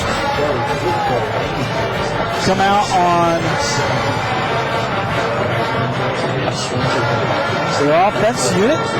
3:25 to play in our third quarter. We are scoreless. First and 10 at the 20-yard line. Phillipsburg with 89 yards rushing. Easton just 6. -6. -6. Beg your pardon. First and 10 at the 20. Deep toss goes to Middleton, hit in the backfield. It's not going to get away. About a 3-yard loss. It was Kyle Williams who was in on the tackle. And there's Gerald Vandercruz again. There's no guard position. Getting some penetration, making the tackle backfield for a loss of 5. They spot the ball finally at the 16-yard line, a loss of 4. Second and 14. So with the loss, second and 14. Football spotted back at the 16-yard line. The Phillipsburg defense continues to stiffen. Easton comes out unbalanced to the right. You can see the liners kind of struggling to get the defense where they want it. Here's the handoff to Middleton. Gets in the secondary. Breaks the tackle from Diamond. And coming back to make the tackle is the nose tackle, Gerald Vandercruz. And that may have saved him a touchdown at the 37-yard line. The Rovers went unbalanced right. The play started off right. Middleton made a great read and broke back to his left here. The defense is over pursuing. He made a great play for big gain here, only saved by a tackle by Vandercruz, chasing him down. And that's a nose tackle, man, coming all the way back into the secondary to make that hit. Well, when a nose tackle is making the tackle 20 yards downfield, that's not a good sign. 21-yard run. First and 10, 37. That's the biggest run of the day. And here is Middleton again, and another Easton first down. So back-to-back first down runs by the junior, James Middleton.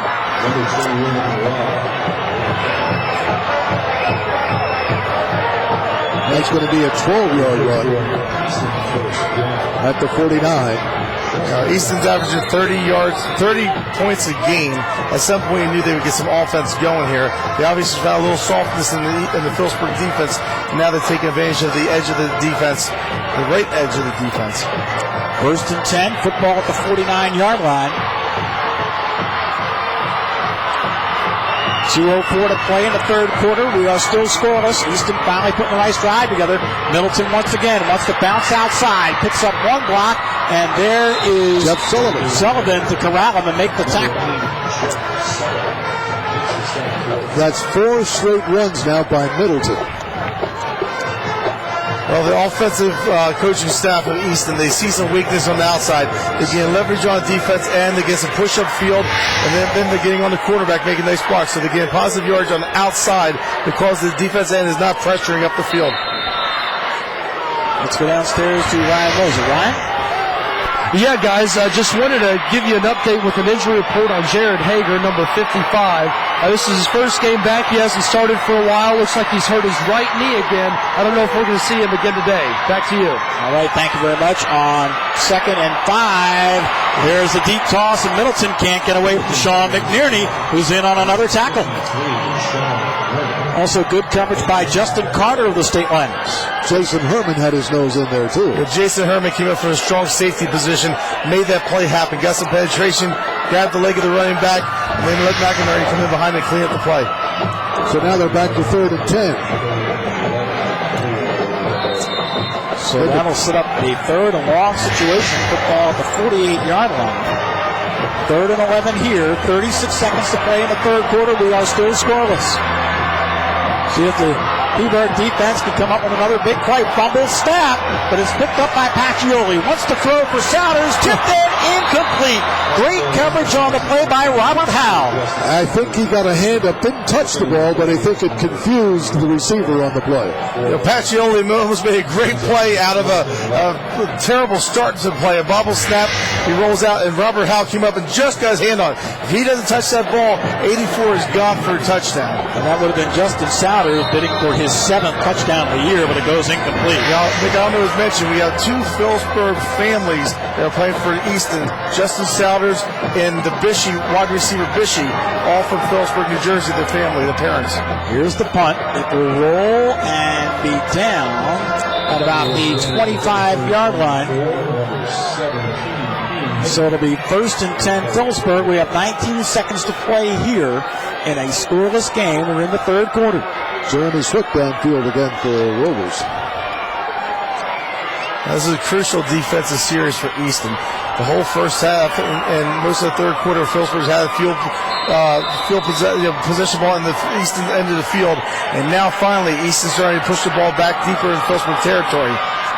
Need a big defensive stand from Easton here. 1st and 10, 24-yard line for Justin Scorzo. Hands off to Vandecruz, nice blocking, and goes into the hole hard. He'll be up to about the 29-yard line. In of about 4 for Gerald Vandecruz. Ian Hayden in on the stop for one of the white shirts. Ball line helping out. And the quarter comes to a close. We have played 3. We are scoreless here at Lafayette. 104th meeting. Easton and B-Bird buckle up for the fourth quarter coming up on the Sports Traditions Network.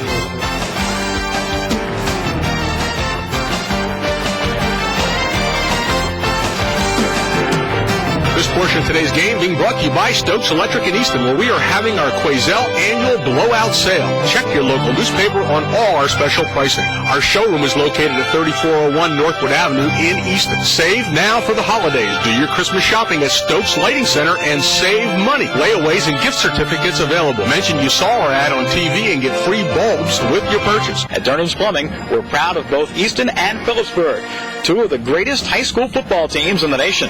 Remember Durnham's Fast Plumbing for all your plumbing needs, and we wish everyone a happy Thanksgiving. Open Air MRI of Allentown and Phillipsburg has proudly served the residents of the Lehigh Valley for over 12 years, providing open MRI, CAT scan, ultrasound, and X-ray services. Don't be fooled by others claiming to be an open MRI experience. Ours is truly open MRI. We specialize in accommodating claustrophobic as well as big and tall folks. We put the care back into healthcare. Ariana's Pizza Cafe is located at 224 Stockton Street in Phillipsburg in the old toy factory. We are the home of the $9.95 entree, side of pasta and house salad included. We serve authentic Italian cuisine. We deliver. We also do catering for all occasions. Call for a free catering consultation for your next event or party or luncheon. Look for discounts in our express times or treasure hunt ads.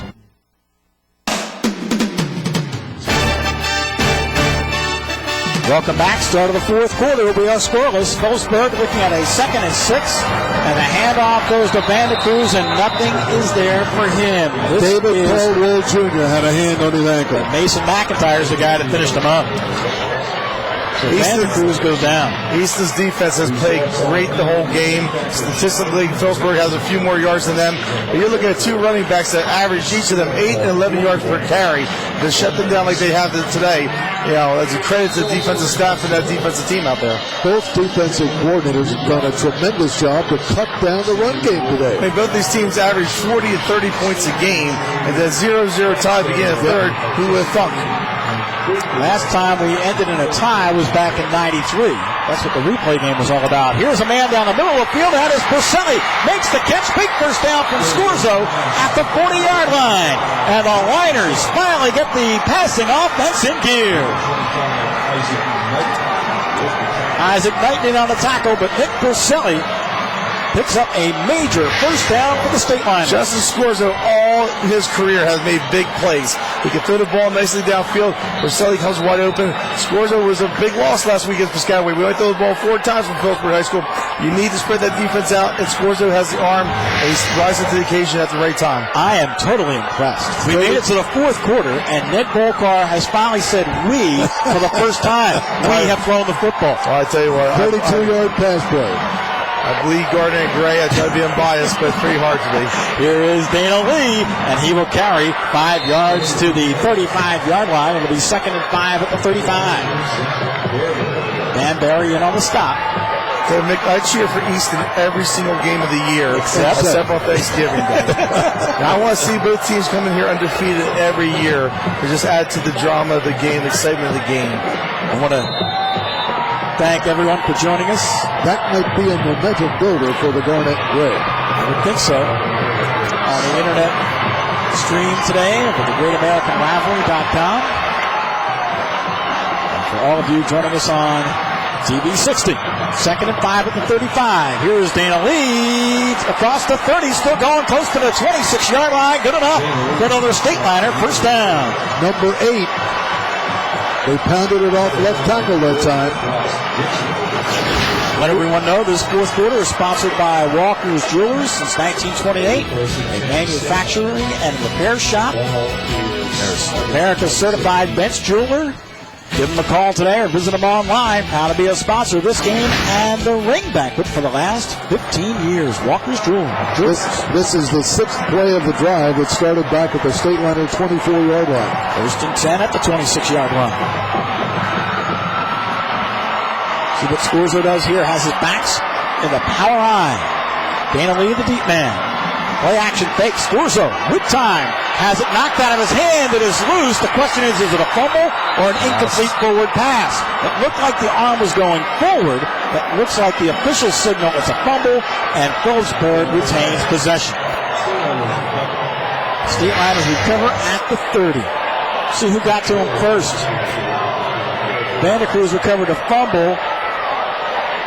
And that is Tyler Thomas, who forced it loose. That could have went either way. I mean, I think if you're an Easton fan, that was a fumble. If you're a Phillipsburg fan, it was an incomplete pass. 2nd down at the 30. So Vandecruz recovers the fumble.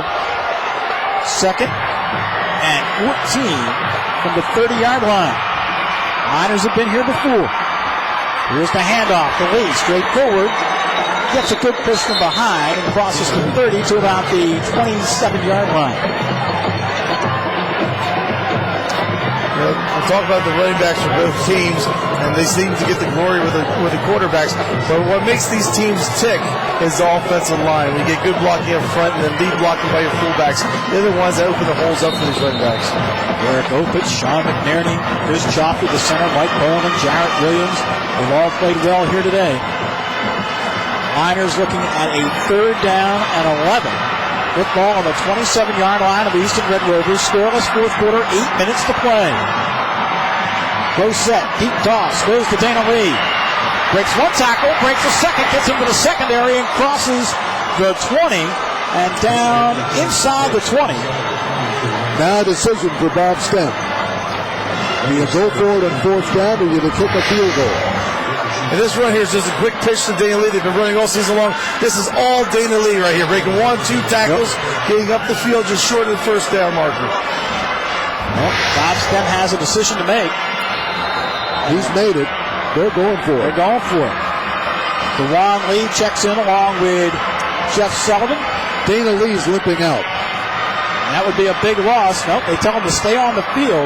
Yeah, somebody has to come out. He's limping on that right foot. Robert Howe comes out. They better hurry because I'm sure the play clock is winding down. 4th and 3 at the 19-yard line. If they don't get this play off, they're going to have to call timeout. Scorzo goes under center. Handoff goes to Lee, running forward. He'll be close to the 1st down. He reached with the ball and pulled it back in. Let's see where they spot it. It's going to be very close to the marker. Very close mark. Easton players are helping the officials. They're saying no. I don't know about that mark. It looks like they moved the ball back a little bit, the referee. I think they'll officially call for a measurement. Bob Andrews says he wants the chains to come on the field. Ian Hayden says no, they didn't make it. But yet the yard marker goes beyond the stick, and it would be a 1st down. So let's just see where they place it. First time we brought the chains in today. It's that close. And probably too close to call from up here, but we got a good look. So the pictures will tell the story. Now someone's standing in front of it. They stretch the chains out. The Liners are short. Easton takes over on down. Big stop for the Rovers. They have it 1st and 10. Big stop by the Easton defense. They stepped up when they had to, and now it's in the hand of Pacioli and the offense. 6:44 to play in regulation. We have never had an overtime game in the Easton Phillipsburg series. Overtime was instituted in 1994. We haven't had an overtime game yet. We've had 2 scoreless ties. We can't end in a scoreless tie today. Not anymore. The scoreless tie was back in 1944, and then you might remember this with 1967. The last games for Bob Root and Harold Dulles as head coaches. And the year that was born. Wow. First and 10. Easton, 17-yard line, scoreless, 6:44 in the fourth quarter. Handoff goes to Middleton. Breaks one tackle, hits the hole hard, runs over a defender, and finally it is Herman bringing him down for the State Liners, but not after Middleton has the first down. Robert Howe had him wrapped up, but Middleton ran him over. Middleton has become the workhorse now. Nice block by left side of the offensive line, and Middleton just puts the shoulder down, bowls over Robert Howe to gain the first down there. That was all James Middleton at the end. Well, the Easton Hospital Sheridan Critic scoreboard here in the fourth quarter tell the story. We are scoreless with 6:29 to play. Power I formation for the Rovers. First and 10 at the 31. Handoff to Bamberry, not much there. Hit the line of scrimmage by Kyle Williams and thrown back. Again, the Rovers come out unbalanced to the right side and run back to the weak side. They're going big guys on the left side, and they want to power that ball. Just try to get a little crack there, get Middleton loose. Second and 8 at the 33-yard line. We haven't seen the staple of the Easton offense over the last 75 years, the wing back reverse. Not once today. And we still got 6 minutes left. Clock moving. Still scoreless. On the I-tandem. Paccioli rolls to his right, wants to throw, has Saunders, almost intercepted, overthrown. Dana Lee was lined up to hit. I think the football hit Dana Lee. And DeJuan Lee also had a hand up there trying to bat it away. It was intended for Justin Saunders.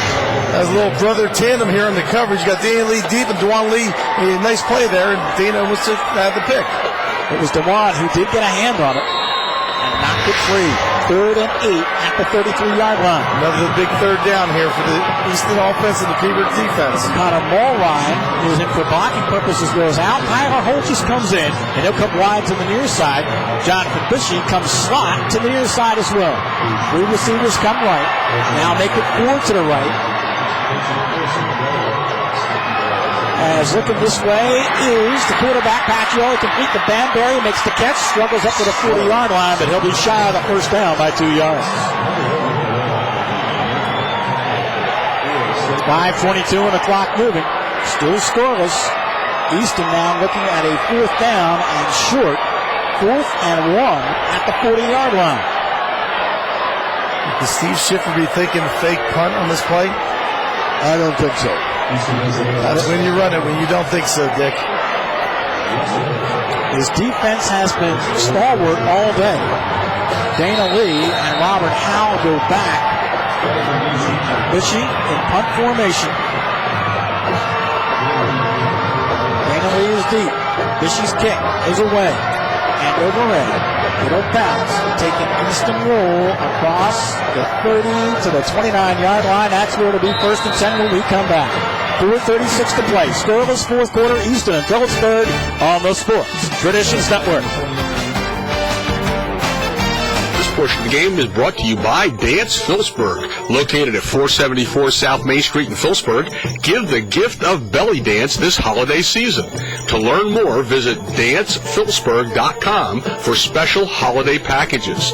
Happy dancing. Today's game being brought to you in part by Just Subs, Just Pizza, located across the street from Phillipsburg High School, 370 Memorial Parkway, and open 9 to 9, 7 days per week. For the most fresh, great tasting subs and pizza, give Just Subs and Just Pizza a try. This portion of today's game being brought to you by Barb Gorman and Terry Alfano of Weichert Realtors in Allentown. Both Barb and Terry rank among the top 200 realtors in the entire Lehigh Valley and are high-producing members of the Weichert $1 Million Sales and Marketing Clubs and serve Easton and the surrounding areas. Both Barb and Terry treat all their clients with respect and loyalty and would like to meet with you to discuss your real estate needs, whether it be residential, investment, or rental. Since 1947, Pips Roofing and Siding Company has been specializing in slate, flat, and shingle roofs. We also do siding, windows, and gutters. For the best roofing service around, take a tip. Call Pip. Happy Thanksgiving to everyone from Pips Roofing and Siding.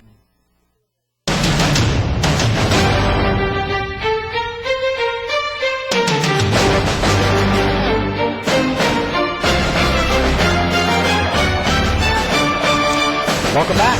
Let's go downstairs to Ryan Moser. Ryan.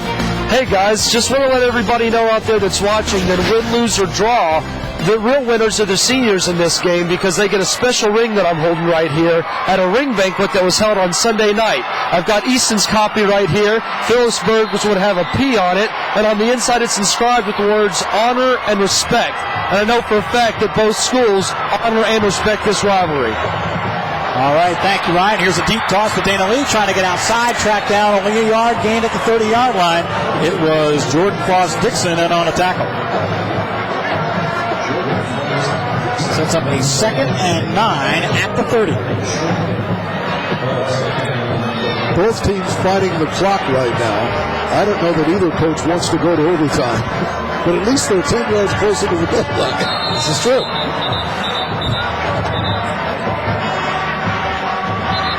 We have a whistle and an official time. They're looking at the back judge for something. I'm not sure what. Oh, they're fixing some kind of equipment on Jordan Frost-Dixon. They may be trying to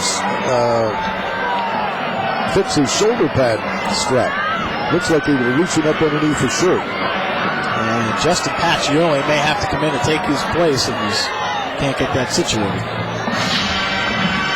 Well, we talked about the ring banquet. And of course, I want to thank all the sponsors who helped us out. Various levels of donations all the way through, from quarterbacks to linebackers to receivers and coaches. It doesn't happen without the donations. Handoff goes straight forward to Vandecruz. Vandecruz gains just a few. Sets up a 3rd down. For all the people out there listening, Nick, we talk about the ring ceremony, but that only happens because of corporate sponsors, individuals who reach in their pocket to spend some money to give a ring to the cheerleaders and the senior players so that they can have that the rest of their life to remember this game. So it's not easy to come up with this money. Every year it's hard work till the last second. So anybody out there listening, next year, start early, reach in your pocket. You're giving a young man, a young woman, a great memory by chipping in to get that ring. So please step up next year. 3 minutes on the clock, and back to throw is Pacioli, complete to O'Leary, who runs the inside screen, breaks a tackle, and has a first down as he's close to midfield. So Alex O'Leary gets into the act on a completed pass, and Phillipsburg has a first down. That's the same slip screen they ran in the first half, but O'Leary ran into number 3, Danbury, in the first half. This one, they got the block, and he got a field, and he made a first down. 16-yard pickup to O'Leary. So 1st and 10, Phillipsburg at the 49-yard line.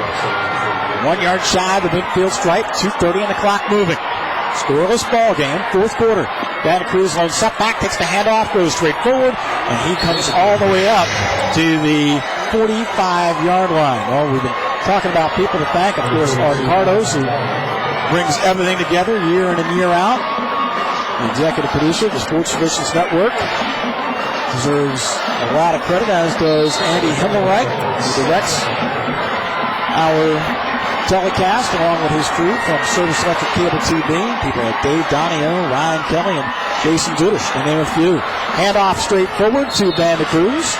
He's close to the 40-yard line. He had a big hole at the line of scrimmage, and all of a sudden it closed up on him at the 43-yard line. It closed down quick there. Connor Mulroy came out there, he had a hell of a stick to stop him just short of first down. If not, Vandecruz gets the first down easily. That was a heck of a stick there. 3rd and 1 at the 42-yard line. Caldwell of Easton has a helmet problem, going to the sideline to see if they can get it fixed. 2 wides to the far side. Backs are split behind Scorzo. And the deep toss goes to Dana Lee. Hit by McIntyre and going down at the 45-yard line. Mason McIntyre sniffed that play out, was all over it.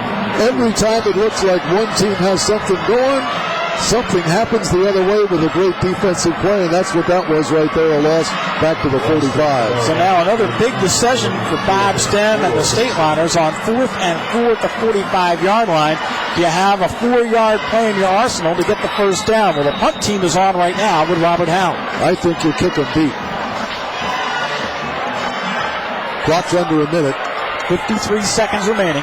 Howell back in punt formation. Frost-Dixon at his own 15-yard line.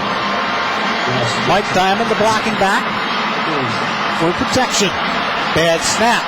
One hop kick away, and this will drive across, kicks him back. Can the Liners get him before it gets to the end zone? They saved it right up the 1 yard line. No. Oh, it goes into the end zone. It looked like a great effort by the Phillipsburg State Liners, but it'll be 1st and 10 at the 20. What a great effort by the Liners. Unless we get a 80-yard run. So we got a flag on the play there. They might be roughing the kicker. Robert Howell made a nice play scooping it up to save a botched punt, a snap. It looks like he might have been roughed on the play. Yeah.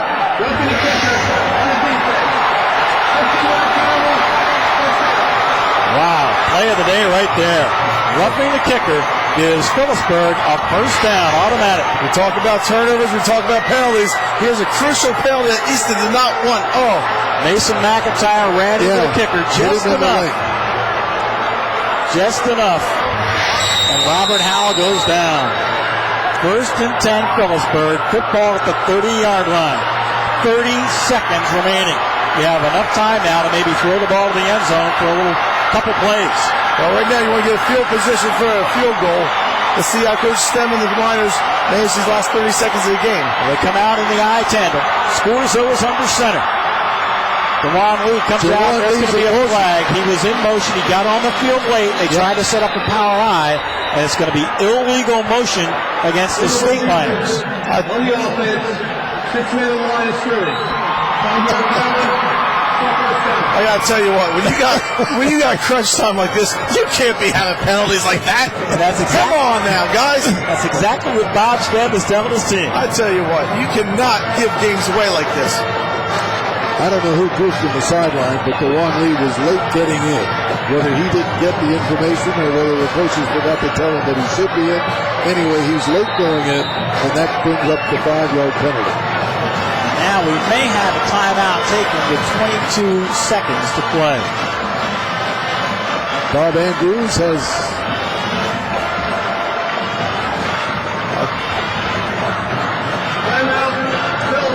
Phillipsburg will take their first timeout. They have 2 left. So we are in the 4th quarter of a scoreless game with 22 seconds to play. I told Anthony Castro, the kicker from Phillipsburg, before the game, and here's where my Garner and Gray comes out. I said, you're going to win the game today with a field goal. Let's go back to 2000. Biggest comeback in Easton history. It was Tim Bernetti hitting Leonard Rice, who scores a touchdown in the second half. The 2-point conversion good. 14-3 Liners, but then with 5 minutes to play, quarterback Matt Hovsack with 2 touchdown passes. This one to Todd Avant, and a 2-point conversion closed the score, and that set up the dramatic win.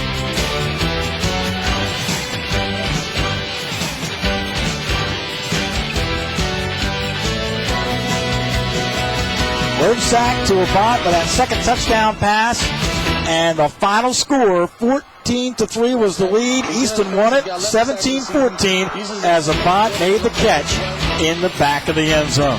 But we got a great finish here. 22 seconds to play. Scoreless. 4th quarter. Looking at a 1st and 15 State Liners at the 35-yard line. Scorzo wants to throw. He is sacked and going down back at the 45-yard line. Mason McIntyre was in on the tackle along with Juan Ross. David Caldwell Jr. was there as well. Huge play by McIntyre there. Not only to make the sack, but knock him back another 8 yards on the play. Phillipsburg calls timeout. It'll be 2nd down. And the football spotted back now across the 40. Not the 44. The 44-yard line. 2nd and 24. You might as well just throw one up here and see what happens, because we're going to go overtime. That's what it looks like. We need a big play down the middle, set up hopefully for a quick timeout and a field goal. Pacioli was under siege right away as Mason McIntyre got to him first to force the tackle. Doug Powell brought a couple of people. Pacioli today is 2 of 7 with an interception for 22 yards. Scorzo, 4 of 8 for 66 yards. And the leading rusher in the game, 75 yards and 23 carries for Dana Lee, who is in there right now. He comes to slot on the near side. 2nd and 24 at the 44-yard line. Vandercruz own setback against the 4-man front. Scorzo almost fell. Rushed out of the pocket. Now throws deep. This is going to be intercepted at the 15-yard line. That is Isaac Knighton. Knighton to the 30, to the 35, and tackled at the 31-yard line as time runs out. Isaac Knighton with the interception. And we have played 4 quarters. It's going overtime on the Sports Traditions Network. Stay with us. We'll be back in a moment. My mom says that Westowie is the best food on the planet. She likes to go online and see what they have. They have filet mignons, Kobe beef, Chilean sea bass, Brazilian lobsters, Scottish salmon, and I like when the FedEx guy, he delivers the good food right to my door. Westowie Direct, pure, healthy food delivered right to your door. Visit us at purehealthyfood.com. Come on home for Christmas with Service Electric Cable TV. Let the spirit of love surround you and celebrate the season in harmony. Merry Christmas and warmest wishes too. Service Electric Cable TV sends our best to you.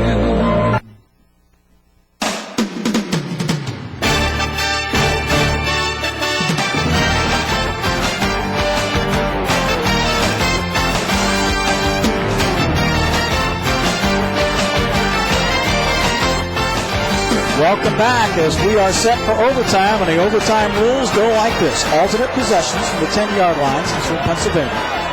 And should the team score, of course, they can elect to go for 2 or kick a point, but if it goes to a third overtime from there on out, you must attempt a 2-point conversion. And right now, both coaches, they want to win the coin toss, because if you win the toss, you can give the ball to the other team, then try and stop them, and you know what you have to do when you get the ball back. Yeah, you want to play defense first. You know, if they kick the field goal, you know you need a touchdown to win. If they don't score, you know you can win with a field goal. Phillipsburg had the best scoring chances in this game as they were attempting a 45-yard field goal, but the ball was mishandled actually it was a bad snap. And then they had a chance at a 30-yard field goal as the first half expired, and they elected to try a fake, and that went awry. So Phillipsburg's time of possession, 29 minutes, 19 for Easton. Offense, Phillipsburg 183 yards, and Easton only 60.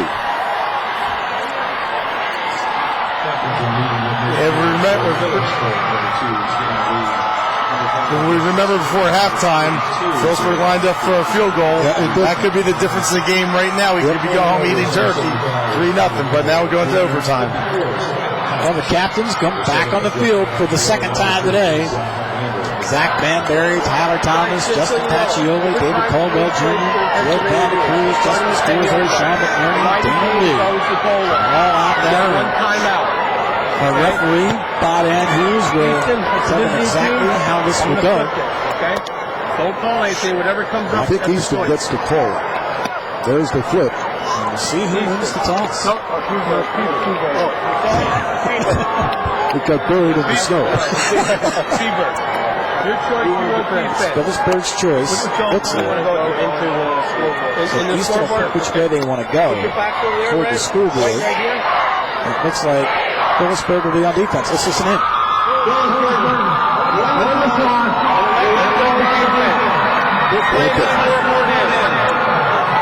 So that's exactly what transpired. Well, so far, the breaks today have gone to Phillipsburg, including this coin toss in overtime. Well, this is a historic event. You always look for a historic thing in a rivalry that has gone on for 105 years, and for the first time ever, gentlemen, we're going overtime. Yep. So welcome to history. Thinking in the back of my mind that in 1st and goal at the 10-yard line versus where they're going to put the football, both teams have struggled running today. I was wondering whether Steve Sippert might consider a short pass on 1st down. Well, you got the right quarterback in Pacioli if you want to do it. Because he can also roll out if the receivers are covered. You read my mind. If I'm Steve Schiffer, I put Pacioli on a rollout and let him run with the ball if he doesn't have a receiver. Well, Pacioli has 11 passing touchdowns. He has rushed for 8. He's the kind of guy you want the ball in his hands at crunch time. It doesn't get much more significant than this. When I woke up this morning, you woke up this morning, did you think we'd be here with a 0-0 tie after 48 minutes? I don't think so. But I never thought we'd have snow either. Well, we've seen turnovers be costly. A bad snap on a field goal. Tom Vogels came up with a turnover. Justin Pacioli threw an interception to Dana Lee. Just some of the things that have transpired in this game. 1st and 10 at the 10-yard line to start overtime. Pacioli, 2-step drop. He's thinking the air one out for Bishy. It's behind him. Intercepted! It's intercepted by Dana Lee!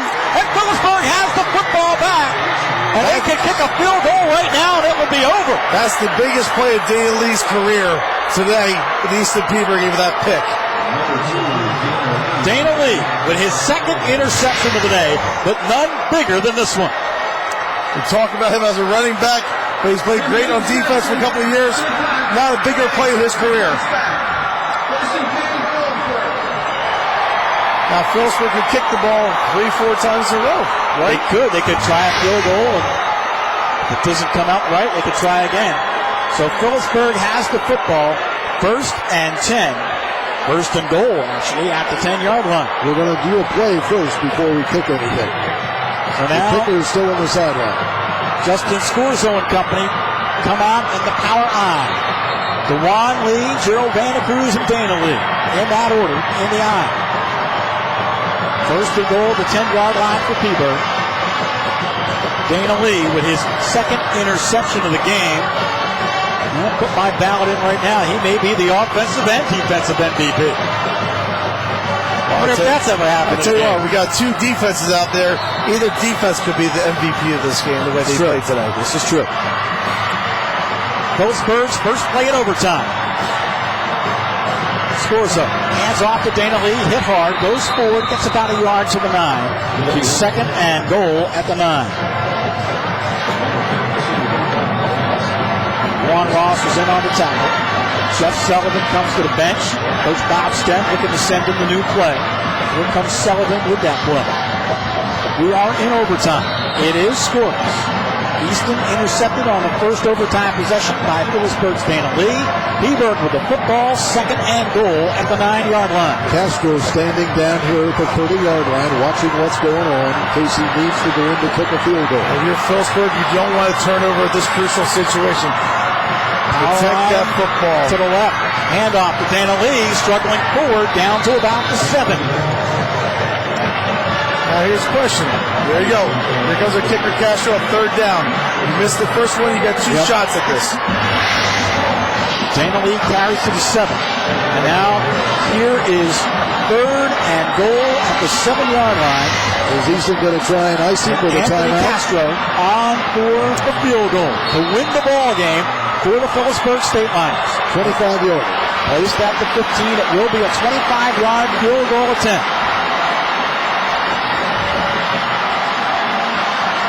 Here's the snap. That's a good one. Placement down. The kick on the way by Castro. Long enough, high enough, and good!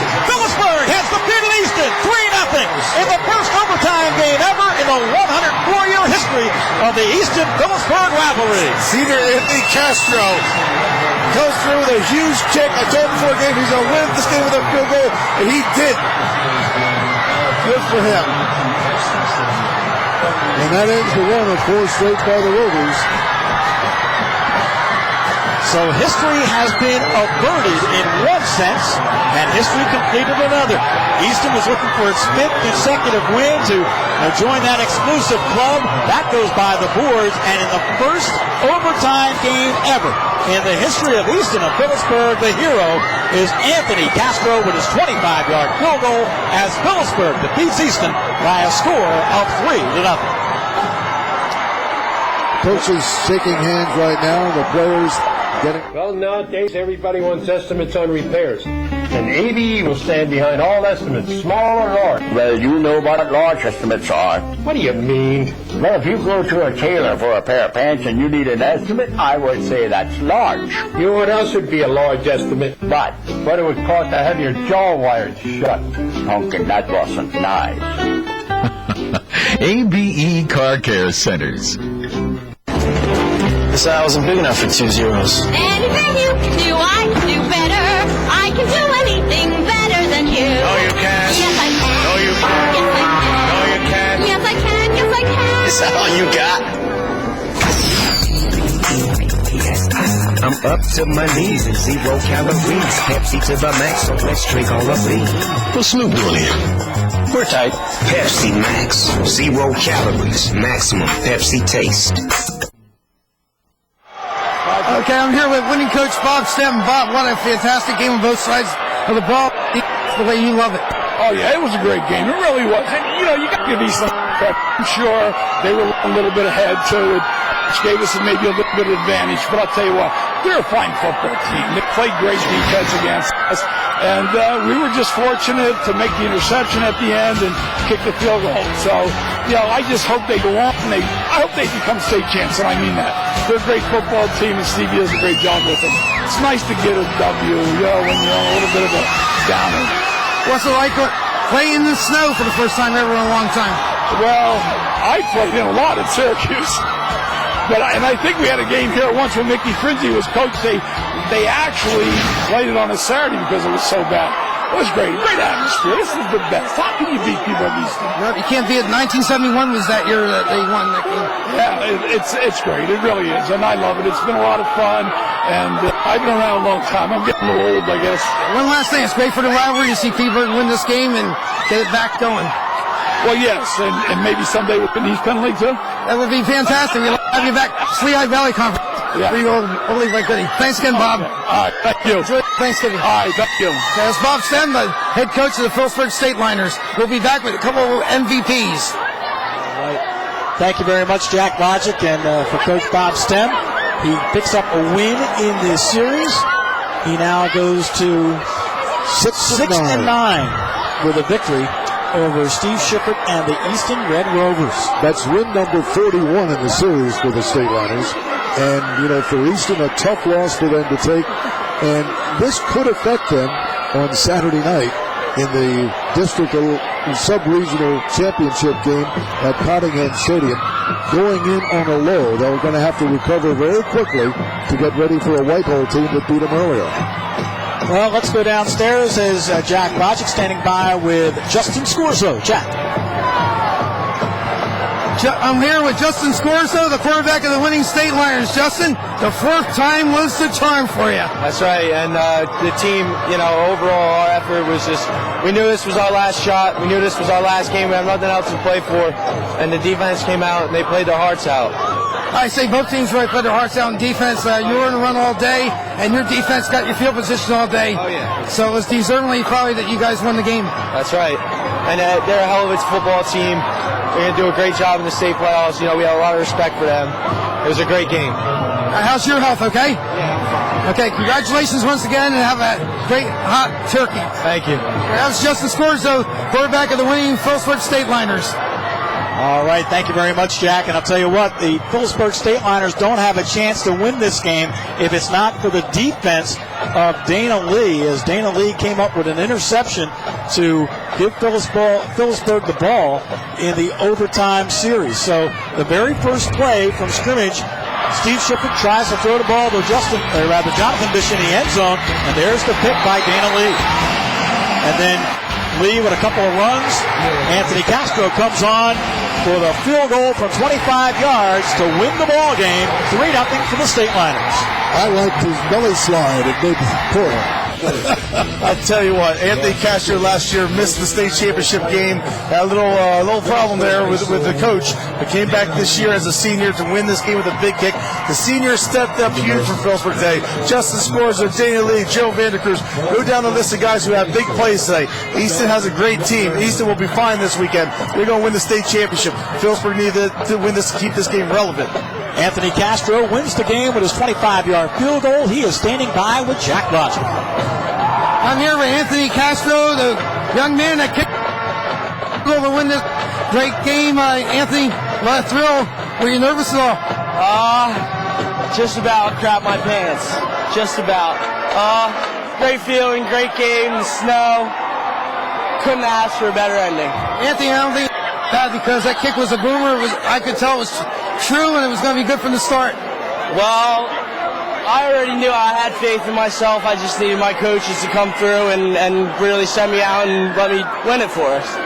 It's been great to beat Easton for the first time, and you'll enjoy your hot turkey tonight. Thank you. It's been the best feeling. Yeah, by far the best feeling in my high school career, by far. Okay. Have a real great day. Thank you. Okay. That was Anthony Castro, the man who made the game-winning kick for the Phillipsburg State Liners, who prevailed today 3-0.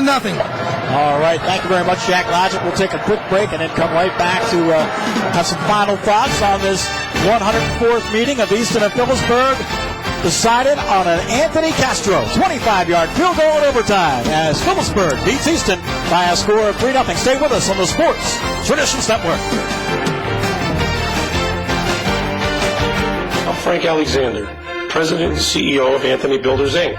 Located just off Route 33 and 512 in Plainfield Township, Wingate, PA, 6 Jensen Woods, complete with municipal water, sewer, and gas, the 7 remaining wooded lots, ranging in size from 3/4 of an acre to 1.87 acres. Call and ask for Donna Rose or Frank Alexander, or visit our website for more information and directions to our furnished model home, open Sundays from 1 to 4 p.m.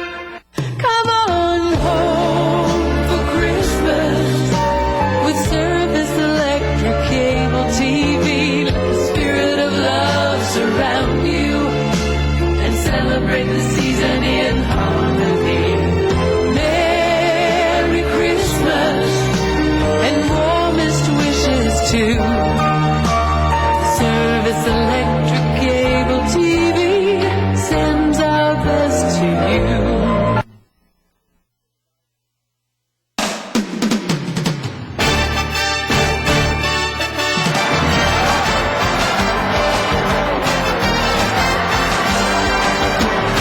Welcome back to Lafayette College and Fisher Stadium in overtime. Phillipsburg State Liners in the first overtime game ever in this 104 years of Easton and Phillipsburg win it by a score of 3-0 for the State Liners. Dick Hammer, you're telling me that this is not the only 3-0 game we've ever had. The teams are now even up. Easton won the first 3-0 game back in 1915 on Old March Field as the field goal was kicked by Beans Leininger, a 24-yarder for Easton to win 3-0. And now Phillipsburg evens it up today 3-0. On a 25-yarder by Anthony Castro. Well, plenty of people to thank. Our associate producer today, Dave Donio, our director, Andy Himmelreich, our technical director, Ryan Kelly, and, of course, our hats off to the production team from Service Electric for providing their facilities for us today. Of course, we want to thank Jim Prokusak from Easton and Tom Fisher from Phillipsburg, the athletic directors, for their assistance. And as always, the executive producer of the Sports Traditions Network is Art Cardos. Well, once again, the final score, 3-0, as Phillipsburg has defeated Easton in the first overtime game in the 104-year tradition of the Easton-Phillipsburg rivalry. And now for Dick Hammer and for Ned Bolkar, who cannot contain himself, who's already on the field with his State Liners, I'm Mick Boningham. Thanks for joining us this time around on the Sports Traditions Network. Once again, the final score, Phillipsburg over Easton in overtime by a score of 3-0. Well, happy Thanksgiving. And so long, everybody.